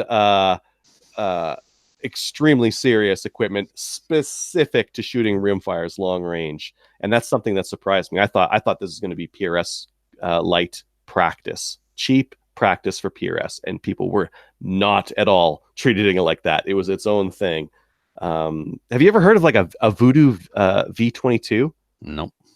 It's a REM 700 action in rimfire, and Really? just the barreled action is like $2,500, and then the stock is $1,000, and then you need a trigger, so you're gonna put like a $300 trigger in there, and then you're gonna put a scope on there, so you're gonna probably gonna put like a $1,500 scope on there. So by the time you're done, you're looking at like a $7,000 rifle that shoots 22 LR, and some of the guys have those. Wow, really? Yep.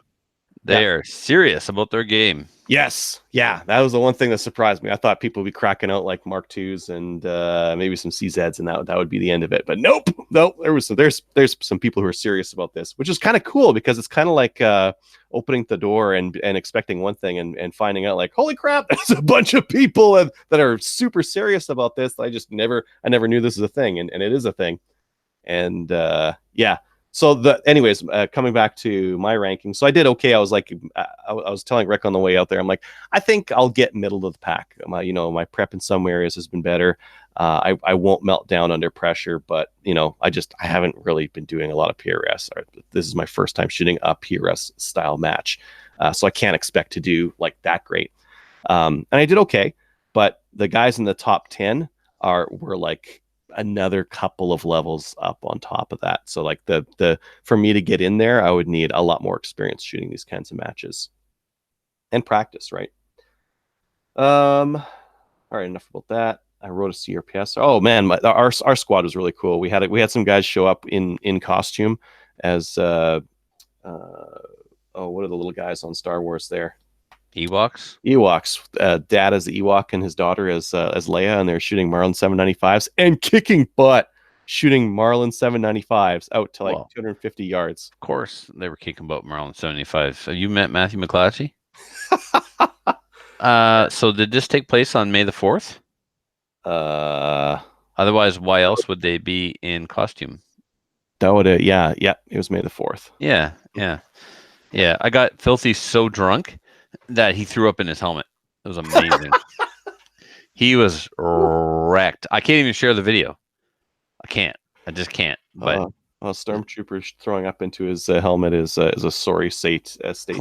Clones can't hold their liquor, man. Yeah. I don't know what to tell you. It started off with a few beers, and next thing you know, it was almost like at Andy's, where we kept pulling out all these half bottles of rum and then finishing them. Now there's no whiskey left in Fredericton. I'm sorry, but it was mostly Filthy. And then so he's throwing up, right? And he's like, Squire, get me some water. And he comes back with a glass of whiskey and he hands it to him. Oh, you almost took it. You imagine puking up whiskey and then rinsing your mouth with whiskey? It would have been awesome. But no. Yeah. True friends. Yeah. CRPS match is fun. If we can, I would like to have more of those around because it's super easy to just roll out to one of those things. We fit 10 stages in one bay, and we were shooting 5 of them concurrently. You have 5 different squads shooting all at once, so you can move a lot of people through a lot of stages in a small area, which is kind of neat. Let's see here. And then after the match, I swapped my Covenant. So I've got a Cabela's Covenant. I swapped it onto my NS522 because I need that $1,200 scope for testing other rifles. That's like my test scope. So I pull it off of there, threw a red dot on the 795, and now if I go, smoking gophers with the boy again, he can red dot that stuff up. Maybe get some standing shots.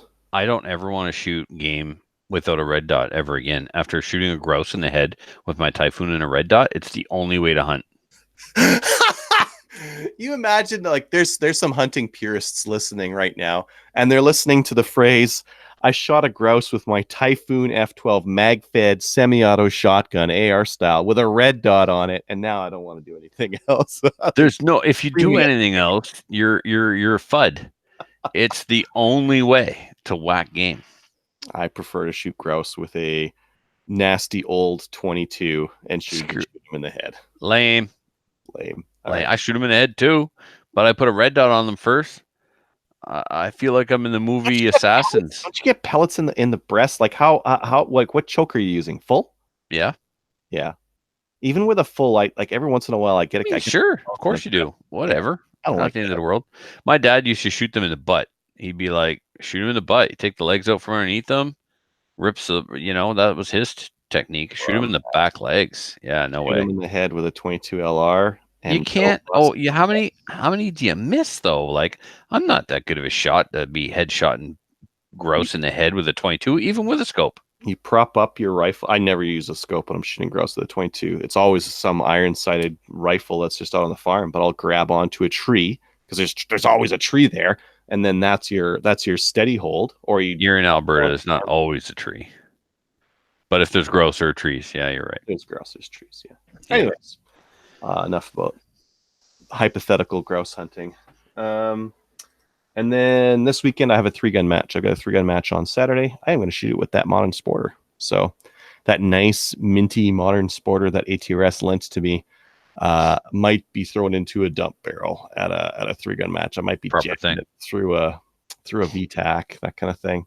Proper thing. That's what it's meant for. Proper thing. Yeah. But that should be good. That's it for me. Okay, so moving along, I'm trying to line something up for us here. That's why I'm only kind of half listening. But we're going to jump into upcoming events that we may. Oh, there we go. Hold the line, Adriel. I'll do this thing. You do that thing. All right. You should mute your. Yeah, there we go. Upcoming events. The Meaford Steel Challenge is open for registration. Match starts on September 7th at 8 a.m. and the match will end on the 8th. Sight in on the 6th. The location is the 4th Canadian Division Training Center just outside Meaford, Ontario, Canada. If you want more information, head to facebook.com, search for Meaford Steel Challenge or MLRSC. The next one here is the 4th annual Ronnie DeGroot Memorial Steel Challenge. This is going to be June 1st at the Restigouche Gun Club. It'll be $25. Registration will be on Practice Score. It will be USPSA Steel Challenge rules and stages. And I don't have this listed on the events, but this is just something that's new that's coming out. Is Cold Lake is starting a Rimfire Steel Challenge League as well. So if you have, if you're in Eastern Alberta or Western Saskatchewan, you might want to check them out. Cold Lake or Bonnyville, one of those two. They're very close. One of them is going to be doing a steel challenge where you'll be able to use rimfire rifles, rimfire pistols, and shoot steel plates. So if you're interested in that kind of thing, head on over to Cold Lake, or I can't remember which way I saw it on now. Sorry about that. Why don't we get over into the news?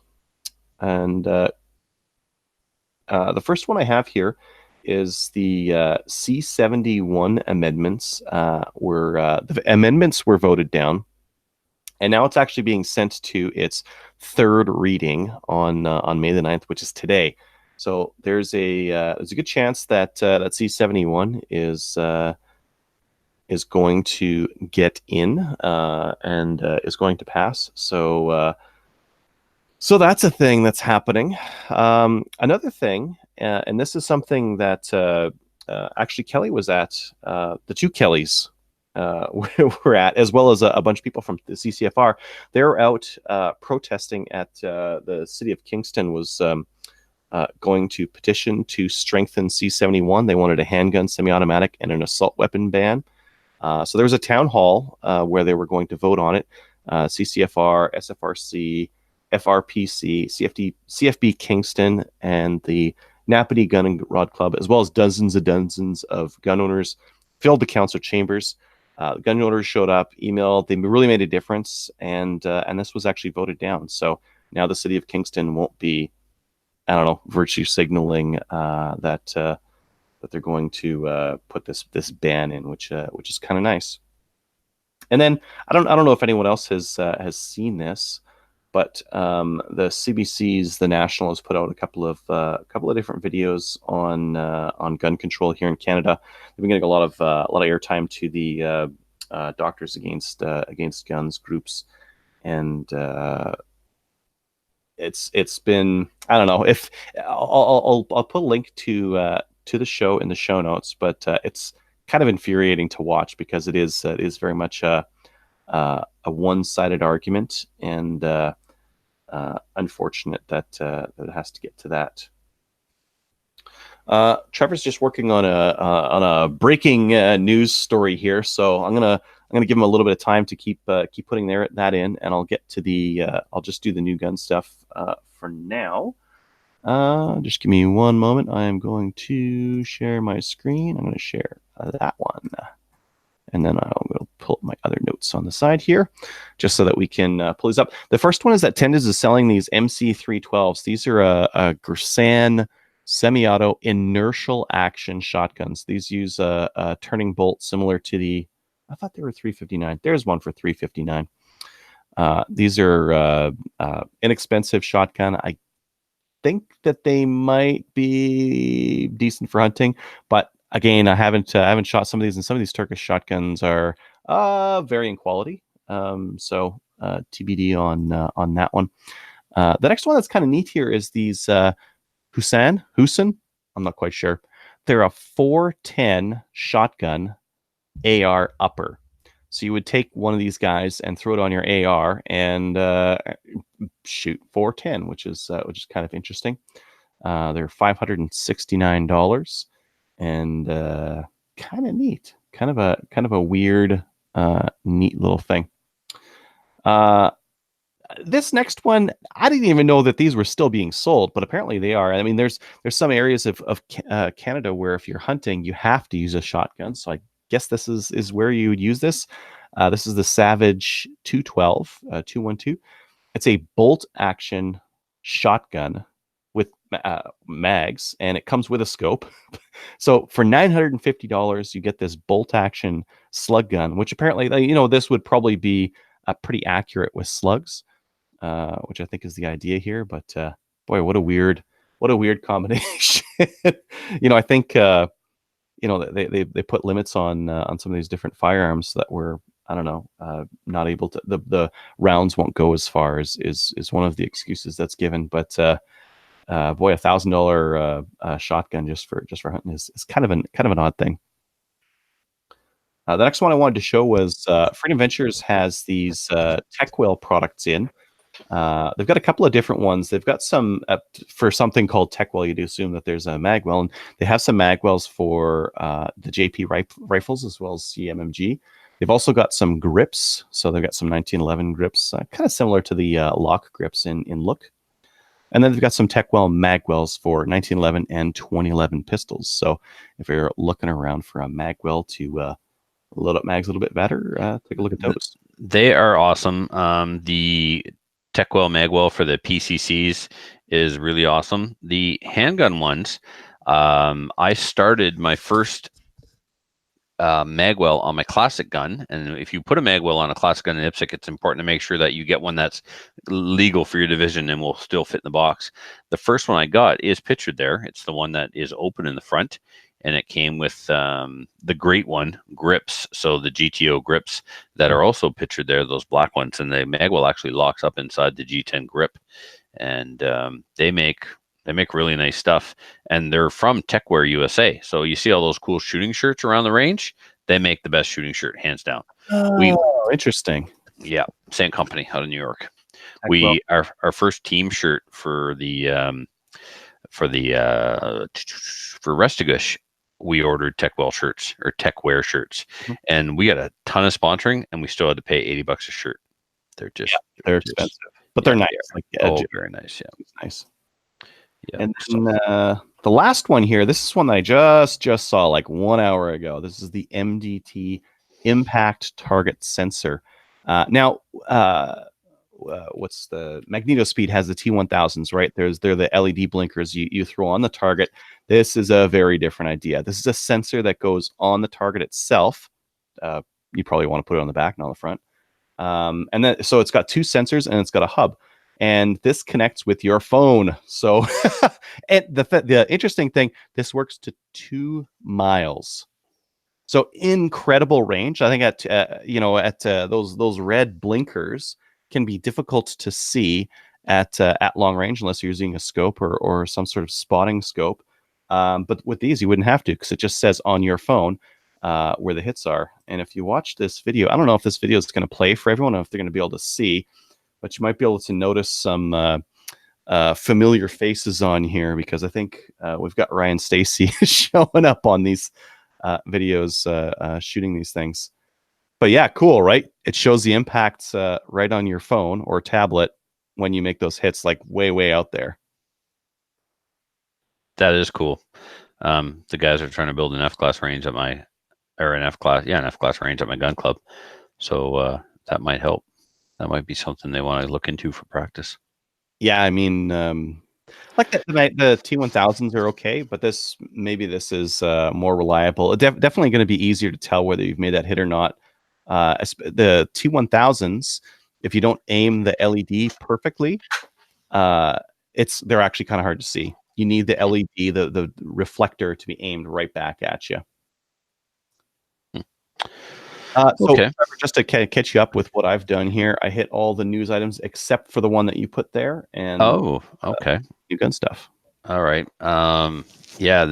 Sorry, I missed the Kingston one. Just, the citizens around Kingston who are gun owners really rallied, and thank God there was a member of city council there with a good head on their shoulders to kind of let people know what was happening. And if people didn't kind of get tipped off to this may have gone through, and it was close. It was a vote of 7-6. So that would have been bad. Now, this is a thing that happens in the United States where municipalities start passing their own gun laws, and it makes it difficult when you're within one state to keep track of, okay, my magazines are legal here, but over here they're not legal. Like, there's some state capitals where you're not allowed to have full cap mags, but the rest of the state you are. Right? It's ridiculous. So if Canadian municipalities start trying to pass their own gun laws or start trying to put pressure on politicians to amend or change gun laws, that's a scary time for us in Canada.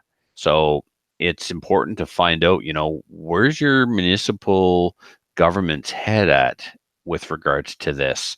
You remember they have a lot of time on their hands. Are they just busybodies? This seems like a busybody thing to do. Like, you've got all the other things in the world that a municipality has to worry about, and you're worrying about something that is not in your control. Yeah. And not something you can effectively put pressure on, other than doing like a virtue signaling thing like this. Then that's what it is. Remember Dean from Select Shooting Supplies got attacked? Yeah. After he got attacked, a member of his municipal council started to victim shame. What? We have a gun store here? Well, this wouldn't happen if we didn't have a gun store. It wasn't about Mr. Crazy Pants. It was about the fact that there was a gun store, and he claimed he didn't know there was a gun store in his municipality. Well, like Tracy said, let's think about this. It's literally it's within a very close distance to his office. Mm-hmm. The name of the store is Select Shooting Supplies. It's kind of, and the title kind of implies what it's all about, and yet he didn't know. And when he found out, he was concerned not with the violent act of this individual that attacked Dean. He was concerned with the fact that there was a gun store there that went unbeknownst to him for years. And then all of a sudden it's a problem because the owner got attacked. Yesterday you didn't know it was there. Today this guy's a victim and now it's a problem. Yeah, these people are out there. They're representing you at the municipal government level, and you need to remind them who they worked for or who they are working for. So get involved in municipal politics, find out who's on council and what they stand for, and remind them they were elected to represent you. So that phone call that the listeners may have heard was from Tracy Wilson of the CCFR. And I wanted to get caught up a little bit with a tweet that I'm seeing floating around right now. And at this point, it's still a rumor, but Tony Clement said today that he has it on good authority or a reliable source. I'm paraphrasing here, that Trudeau is considering an order in council to impose a sweeping ban on guns. So nothing specific has been said, whether it's going to be quote unquote assault rifles and handguns, but he's meeting with the Prime Minister of New Zealand in BC in June. And the rumor is that he's going to ban our guns to virtue signal, to get on a soapbox, to be a pretend feminist, to show her support. So he's giving away our money to foreign countries, and now he's going to give away our rights to support a foreign country. He'll do everything for everyone else, but nothing for us. He just lost that lawsuit with over the Navy procurement, and they're gonna get bit on that hard. and now they're just looking for something, anything to save their butt. Like the one thing that I feel okay with is that if they introduce something like this as a voting position, they're gonna get beat anyways in the fall. I have the quote here from Tony Clement, if you wanted me to read it out. Please. I have it on good authority that the PM has a secret plan to ban legal firearms. Apparently, this plan is to be executed by a cabinet directive with no debate in the Parliament. The PM plans to announce this gun ban at the Women Deliver conference held in early June in Vancouver, where New Zealand PM Ardern will also attend. Can the PM confirm or deny this zero accountability secret plan? Bill Blair responded, I just want to assure this House that our government remains absolutely committed to taking all the measures that are effective in keeping Canadians safe. And as I believe every member of this House will agree, there's no greater responsibility for any order of government. Sounds like some BS is cooking. It's so incredibly infuriating that these people want to take things away from me for things that other people have done. Other people in different countries, like in New Zealand. Other people in different countries. Or the US. It's like, how, like, well, this doesn't happen in Canada very often. Like, I wonder if that's because there's other variables at hand that are just can't be. Stop it. No, it's an inanimate object that does things. It possesses you, basically. No, well, like there was the 2-shooter incident in Colorado this week. Ended after one death because the people attacked them. Mm-hmm. Didn't get anywhere. It got took down one person, but because of the actions of the reactions of people who were being shot at, it stopped very quickly. So here's the thing. What really pisses me off about these gosh darn idiots is the I'm getting so tired of saying this, Adriel, especially since I'm preaching to the choir, but the gun laws don't prevent criminals from committing crimes with guns. No. If it did, we wouldn't have criminals. They wouldn't call themselves criminals, or we wouldn't have to call them criminals. They're already using guns they're not supposed to have. They're already using guns illegally smuggled into the country. If you take my guns away, it prevents me from having guns, but they already have guns they're not supposed to. So taking my guns away is not going to do anything to prevent them from doing what they're doing. They're already not supposed to do it. One more law is not going to suddenly make them wake up, smell the coffee, and go, oh, geez, I better stop this. Oh, I got to find this quote. There's a quote from someone in support of a ban that says, well, we can't do anything to stop the influx of illegal firearms, so we have to look at legal firearms owners. Yep, that's right. We have to be seen to be doing something. We can't stop the criminals, so let's stop the law-abiding. Yeah, it's all about the perception. They need to be seen to be doing something. I read an interesting analogy yesterday as well on this, where you've got a house and you've got one really bad neighbor always throwing like really loud, crazy parties and making a bunch of noise. And then the next day after, there's a bunch of garbage on your lawn and beer bottles everywhere. You call the cops on your good neighbor to the side, and you never confront the bad neighbor who's actually throwing these wild, crazy parties. It feels like that's a good analogy for what we're facing right now, where they're still going after legal gun owners, and they're readily admitting with like no not even hiding it anymore. Not hiding the hypocrisy of this isn't going to do what we want it to do. I'm looking up a news story that I saw yesterday. Surrey Council wants to make it illegal to drive with, are you ready for this? An illegal handgun. Yeah. An illegal firearm. Yeah. Did they get the memo that's already, like, you can make it double illegal if you want. Here it is. That's neat. Surrey MLA seeks to make it illegal to drive with unlawfully possessed firearm. Are you kidding me? Are you kidding me? We should make it illegal to kill people with baseball bats. No, wait. Killing is already illegal, so we're covered, right? That's how that works? Double illegal. Yeah. Got to double up. How stupid are you? Surrey Cloverdale Liberal MLA Marvin Hunt, ironic last name, expected to introduce his private members bill Wednesday afternoon. He wants to make it illegal to drive a vehicle with an unlawfully possessed firearm. You're not supposed to drive with an unlawfully possessed firearm. You're not supposed to walk with an unlawfully possessed firearm. If you are in possession of a firearm without a license, it is by definition an unlawfully possessed firearm. And it does not matter if you're driving, walking, running, skiing, biking, swimming. You, sir, are a moron. And you do not deserve to be in a position of authority or power or hold any political office at any level. I wouldn't let you walk a dog at the SPCA. You're an idiot and may get the dog run over. I think like some of these municipalities just have too much time on their hands. Like here in Edmonton, our city council worries about like snow shovel, like keeping the snow off the streets. That's a major problem here in Edmonton.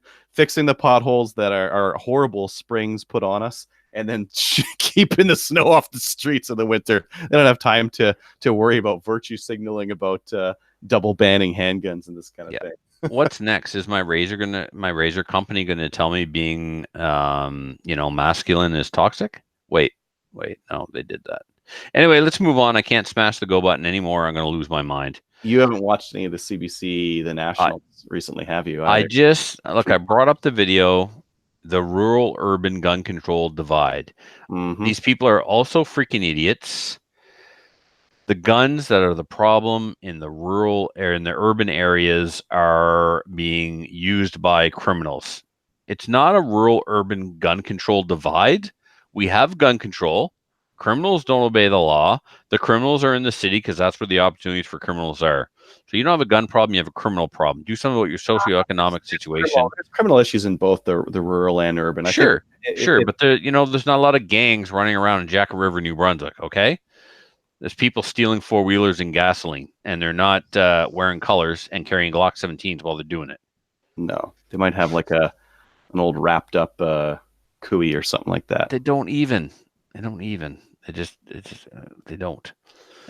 Anyway, all right, let's jump into our main topic. Thanks again to Mike, or as I like to call him, Bloke on the Range, for coming on and helping to expand our knowledge base of Lee Enfield rifles and milsurp stuff and holdovers and unders and all kinds of cool stuff. Really interesting guy, Adriel. Yeah, Switzerland law. We went down all sorts of rabbit holes there. Typical. And he hadn't listened yet, and I'm glad he didn't, because chances are, had he wouldn't have come on. So I'm glad that he never got around. I told him that Ian was on from Forgotten Weapons, but not to take his word for anything, because what does he know about stuff and things? So you got to watch the video where Ian and Mike are sitting in a hotel room. I think maybe they're at a match or something somewhere. I think it's a hotel room. My God, it could be the man's house. I don't know.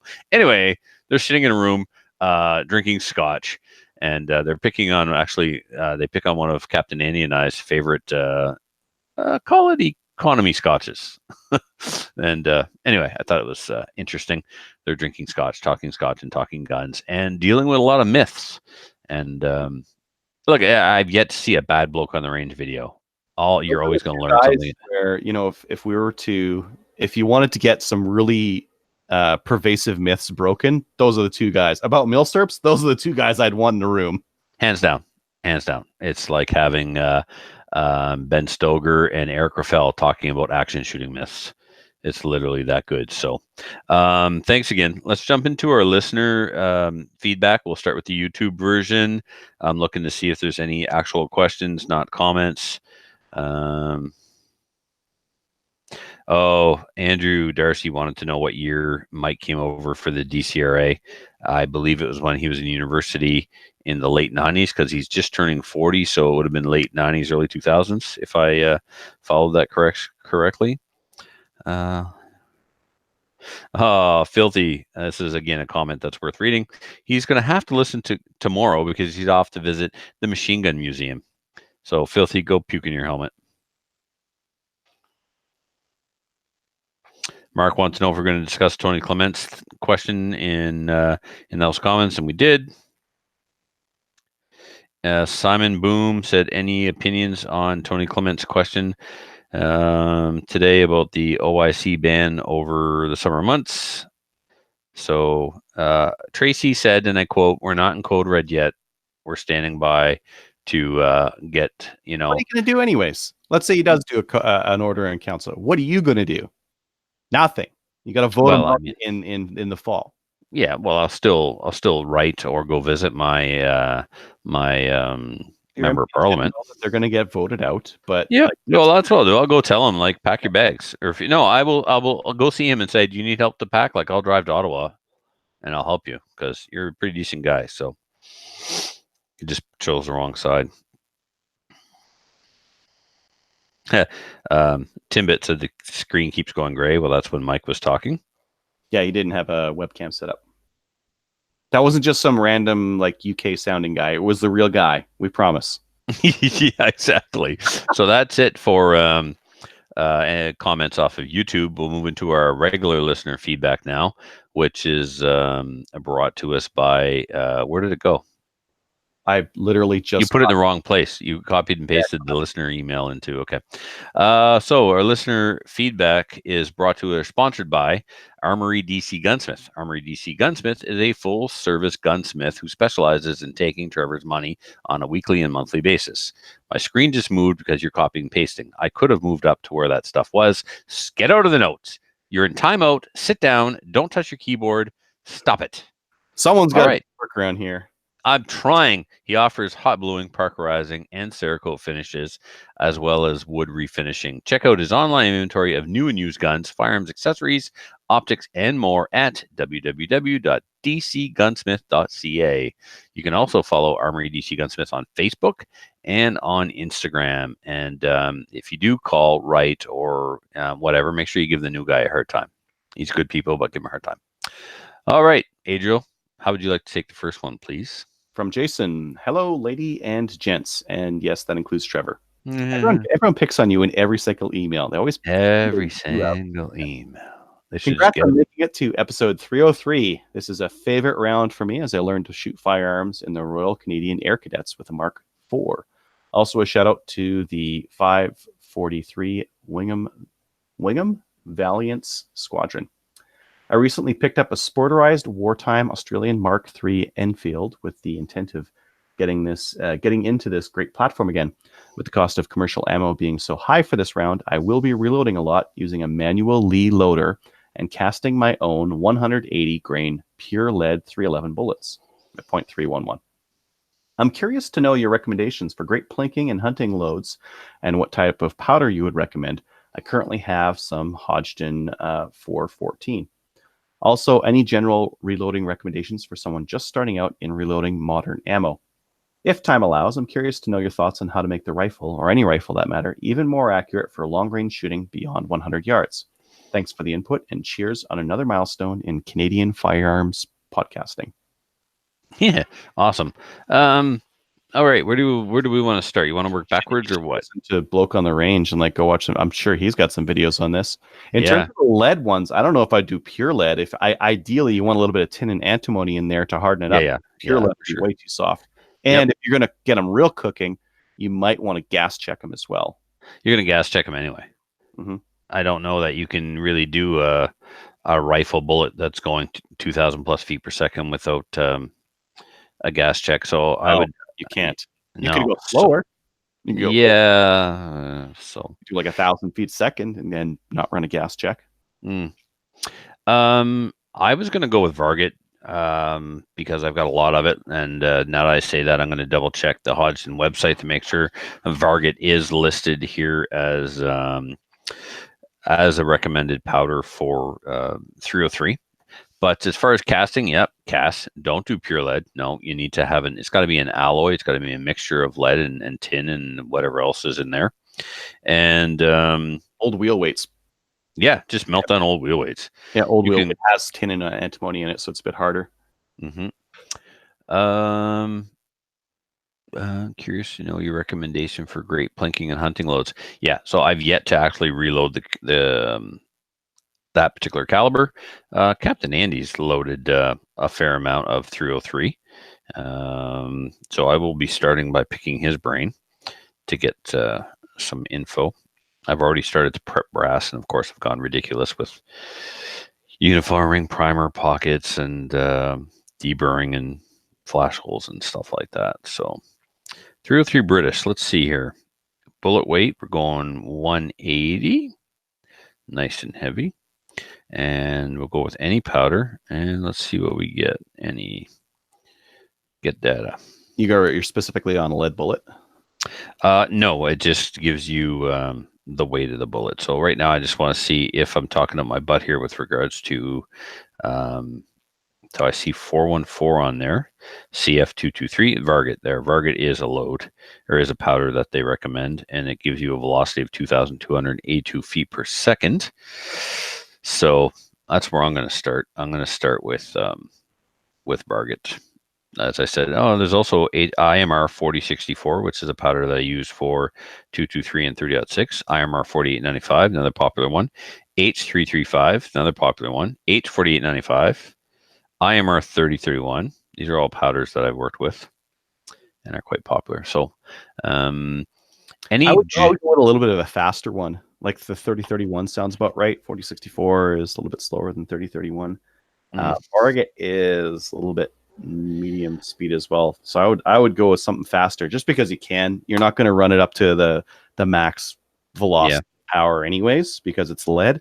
So I would just go with something that's cheap and easy to reload for. So any general reloading recommendations for someone just starting out? Yes. Subscribe to the ultimatereloader.com YouTube page. Get your hands on a copy of the ABCs of reloading. Do lots of research. Only use published data in books like Spear, Lyman, Hodgdon. Only don't get a recipe from somebody that just use published data, because you never know. You don't want them to get lost in translation. Get good equipment.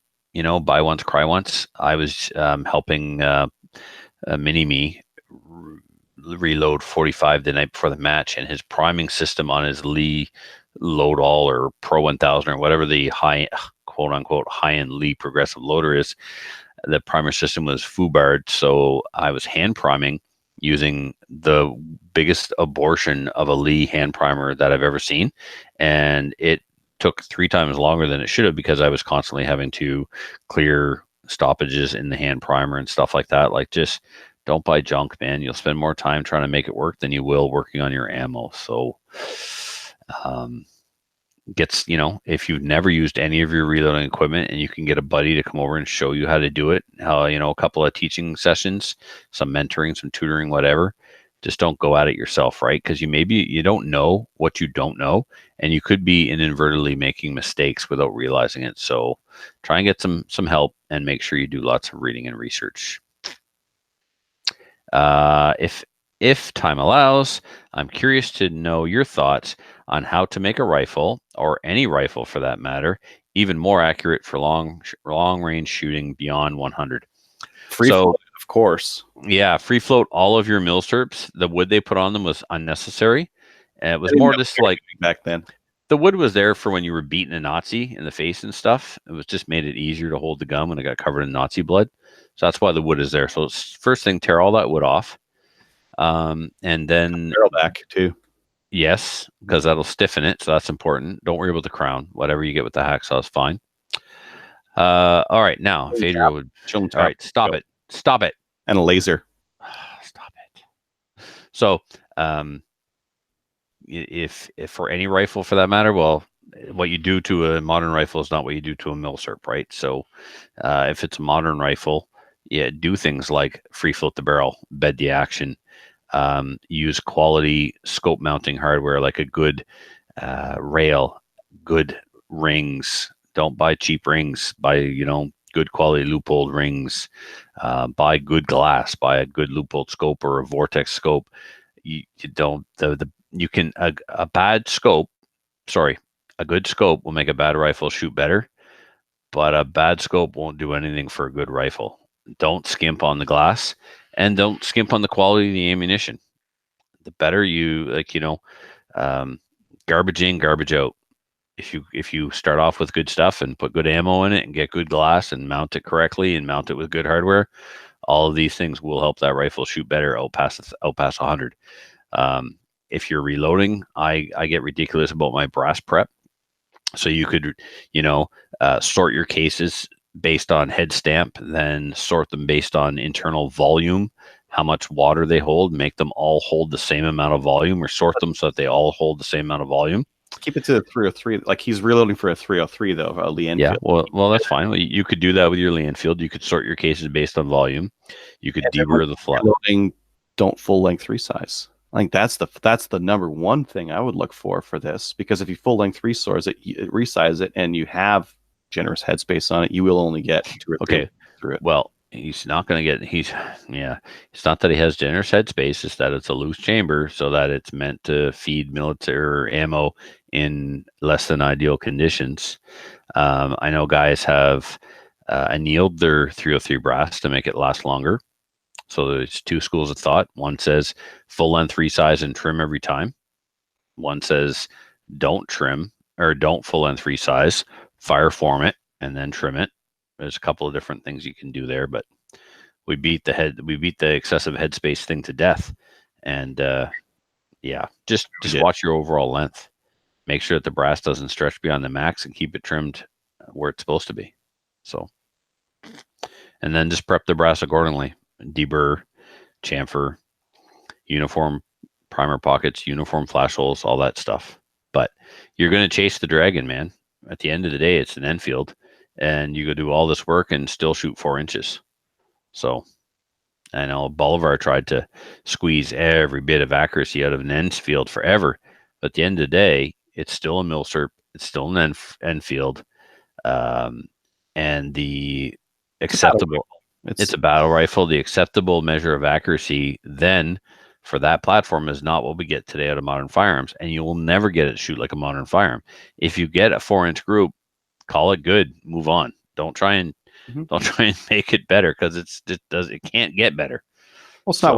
It wasn't made for anything more than that. It was made to be man target accurate at 300 max, kind of a thing, and it's fast. It's one of the fastest actions you can get for a bolt action. I'll disagree with the 300 comment. They had to qualify at greater distances than that, but so I wouldn't call the 300 the max. But at the same time, to reliably shoot at a man-sized target and hit it, right? So, and they can, but they had to qualify at distances like 600. Yeah. You got to watch the Canadian guy who's got a YouTube channel from out west about the Enfield. So amazingly accurate, like the historical context and explanations, and doing drills that they did. And it's a phenomenal channel. Bloke on the Range is good. If you just want specific Enfield information, though, what did he say his name was? Bob? I can't remember. British Muzzleloader. That's it. British Muzzleloader channel. Yeah. So. All right, let's move on to the one from Spencer. Spencer says, hey guys, now that the 300 hoopla is over, I figured I'd get back to my real job, dissing Trevor whenever possible. Or not. I have to admit, I liked his choice of the new CZ P10F, although I'm surprised it worked for him with his tiny little hands. I tried it out at a rental range, and that thing is massive. I have large frame Glocks that I can fill the grip on better. Well, I don't think it's as big as a large frame Glock, like a 10 mil or a 45, but it's huge. It's huge. When you put it in your hand, it's sticking out from the bottom. The length of the grip, yes, is long, but that doesn't mean the circumference is huge. No, you can't. It's not like a double stack 45 size grip on a Glock. It's not. I bought the P10 Tactical when it came out about a year ago, and I sent along a picture of the Glock 17 overlaying it. The C model is supposedly equivalent to the Glock 19, but it almost matches the 17 in grip length. That's true. The C is an uppercase C, not a lowercase c. Of course, part of that is the extended magazine, but it's still a pretty large gun for a compact model, and the F model makes it look petite. To continue Trevor bashing, I find it hard to believe that he didn't donate his 1022s to Kelly for Maple Seed, and that not only did I not donate them, I haven't shipped them yet, so eat a bowl of Peters. and that he took her hard-earned money and spent it on a marine shotgun for the boat he doesn't have, and which Canadian law won't let him use to defend, even if he did. For shame, sir. For shame. Oh, I like it, Spencer. Whatever, man. I'm taking this thing sailing with me when I go with Captain Andy, and there may be pirates in the Bredor Lakes, and if there are, we will be ready. That's about it for now.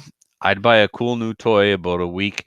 I did buy a cool new toy about a week back, but haven't had a chance to even test fire it. So I'll save that for a different email. Best wishes, Spencer.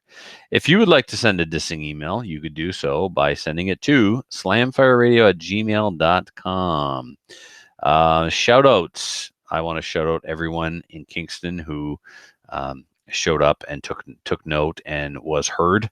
Good job, everyone. Thank you for standing up for your rights, doing something for yourselves and for gun owners. That was awesome of you. Adriel, what do you got? Still another one for Rick for flying out to Edmonton in on purpose, crappy weather on purpose. Yeah, just so that we could shoot some maple seed and get a CRPS shoot done here and try to start some of that stuff. Yeah. Oh, speaking of flying out, we didn't mention the upcoming event. I don't know if we did or not. My flight got canceled. My trip to the CCFR AGM got canceled. You got something better to do? No, I don't. Well, I have something equally awesome to do, and I'm going to get to see some awesome friends that I would have missed out on. So I'm not sad because like I'm trading one amazing gun family for another amazing gun family, so it's all good. But yeah, I was supposed to go to the AGM, but work denied my leave. Even though, yeah. Anyway, it's a long story. I don't need to get into, but work denied my leave, so I can't go. It really sucks, but that means that I will be here for the Maple Seed, and I will be here for the 4th annual Ronnie DeGroot Memorial Steel Challenge. So I don't know if we talked about this in upcoming events. Did we? No? Yes, I covered the Ronnie. You covered it. Okay, perfect. Yeah. Good. So I didn't cover how you're going to try to beat my Maple Seed score, but you're going to do that, right? No, I'll be setting up the Steel Challenge while people are maple seeding. It is what it is. Mm-hmm. Someone's got to do the work. Yep. Not to mention the fact that I'm at work that day, so I won't even be on the range while they're doing maple seeding. I'll be on the range that evening, putting the final touches on the Steel Challenge. So, Patreon supporters, we have a new one this week, Bear Smith, and he sponsored us for 303 British. How timely! Thank you, Bear. If you would like to become a Patreon supporter, you could do so by going to patreon.com/Slamfire Radio. If you've not received your patch or whatever else you're entitled to get, harass Adriel and he will get right on that and send it out to you. Emailed in this week, so I will put 2 letters in the mail. Awesome. There's a few other ways you can support us, listeners. You can show us some support by visiting our website and then clicking on the links for Cabela's. So you're going to Cabela's anyway, just stop on by and go to Cabela's through our website. And when you do that, it's tracked and we get a little bit of a kickback for your purchase. So you know you're going to Cabela's anyway, just do it through Slamfire Radio. We would really appreciate it. It helps the show, helps us.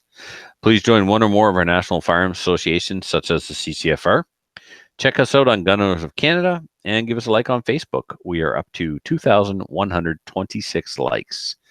We must have passed the library that Jewel worked at by now. I hope so. Oh, God. If we didn't, I'm going to go visit the library. And the library, like, we don't do the comparison with the library anymore because we've been beating them silly. Yeah, for a long, long time. Mm-hmm. It's important to beat those things down. Next, food banks. Or an orphanage. Perfect. Well, if they don't have any friends, they don't have any likes. If they did, they wouldn't be orphans. I'm going to hell.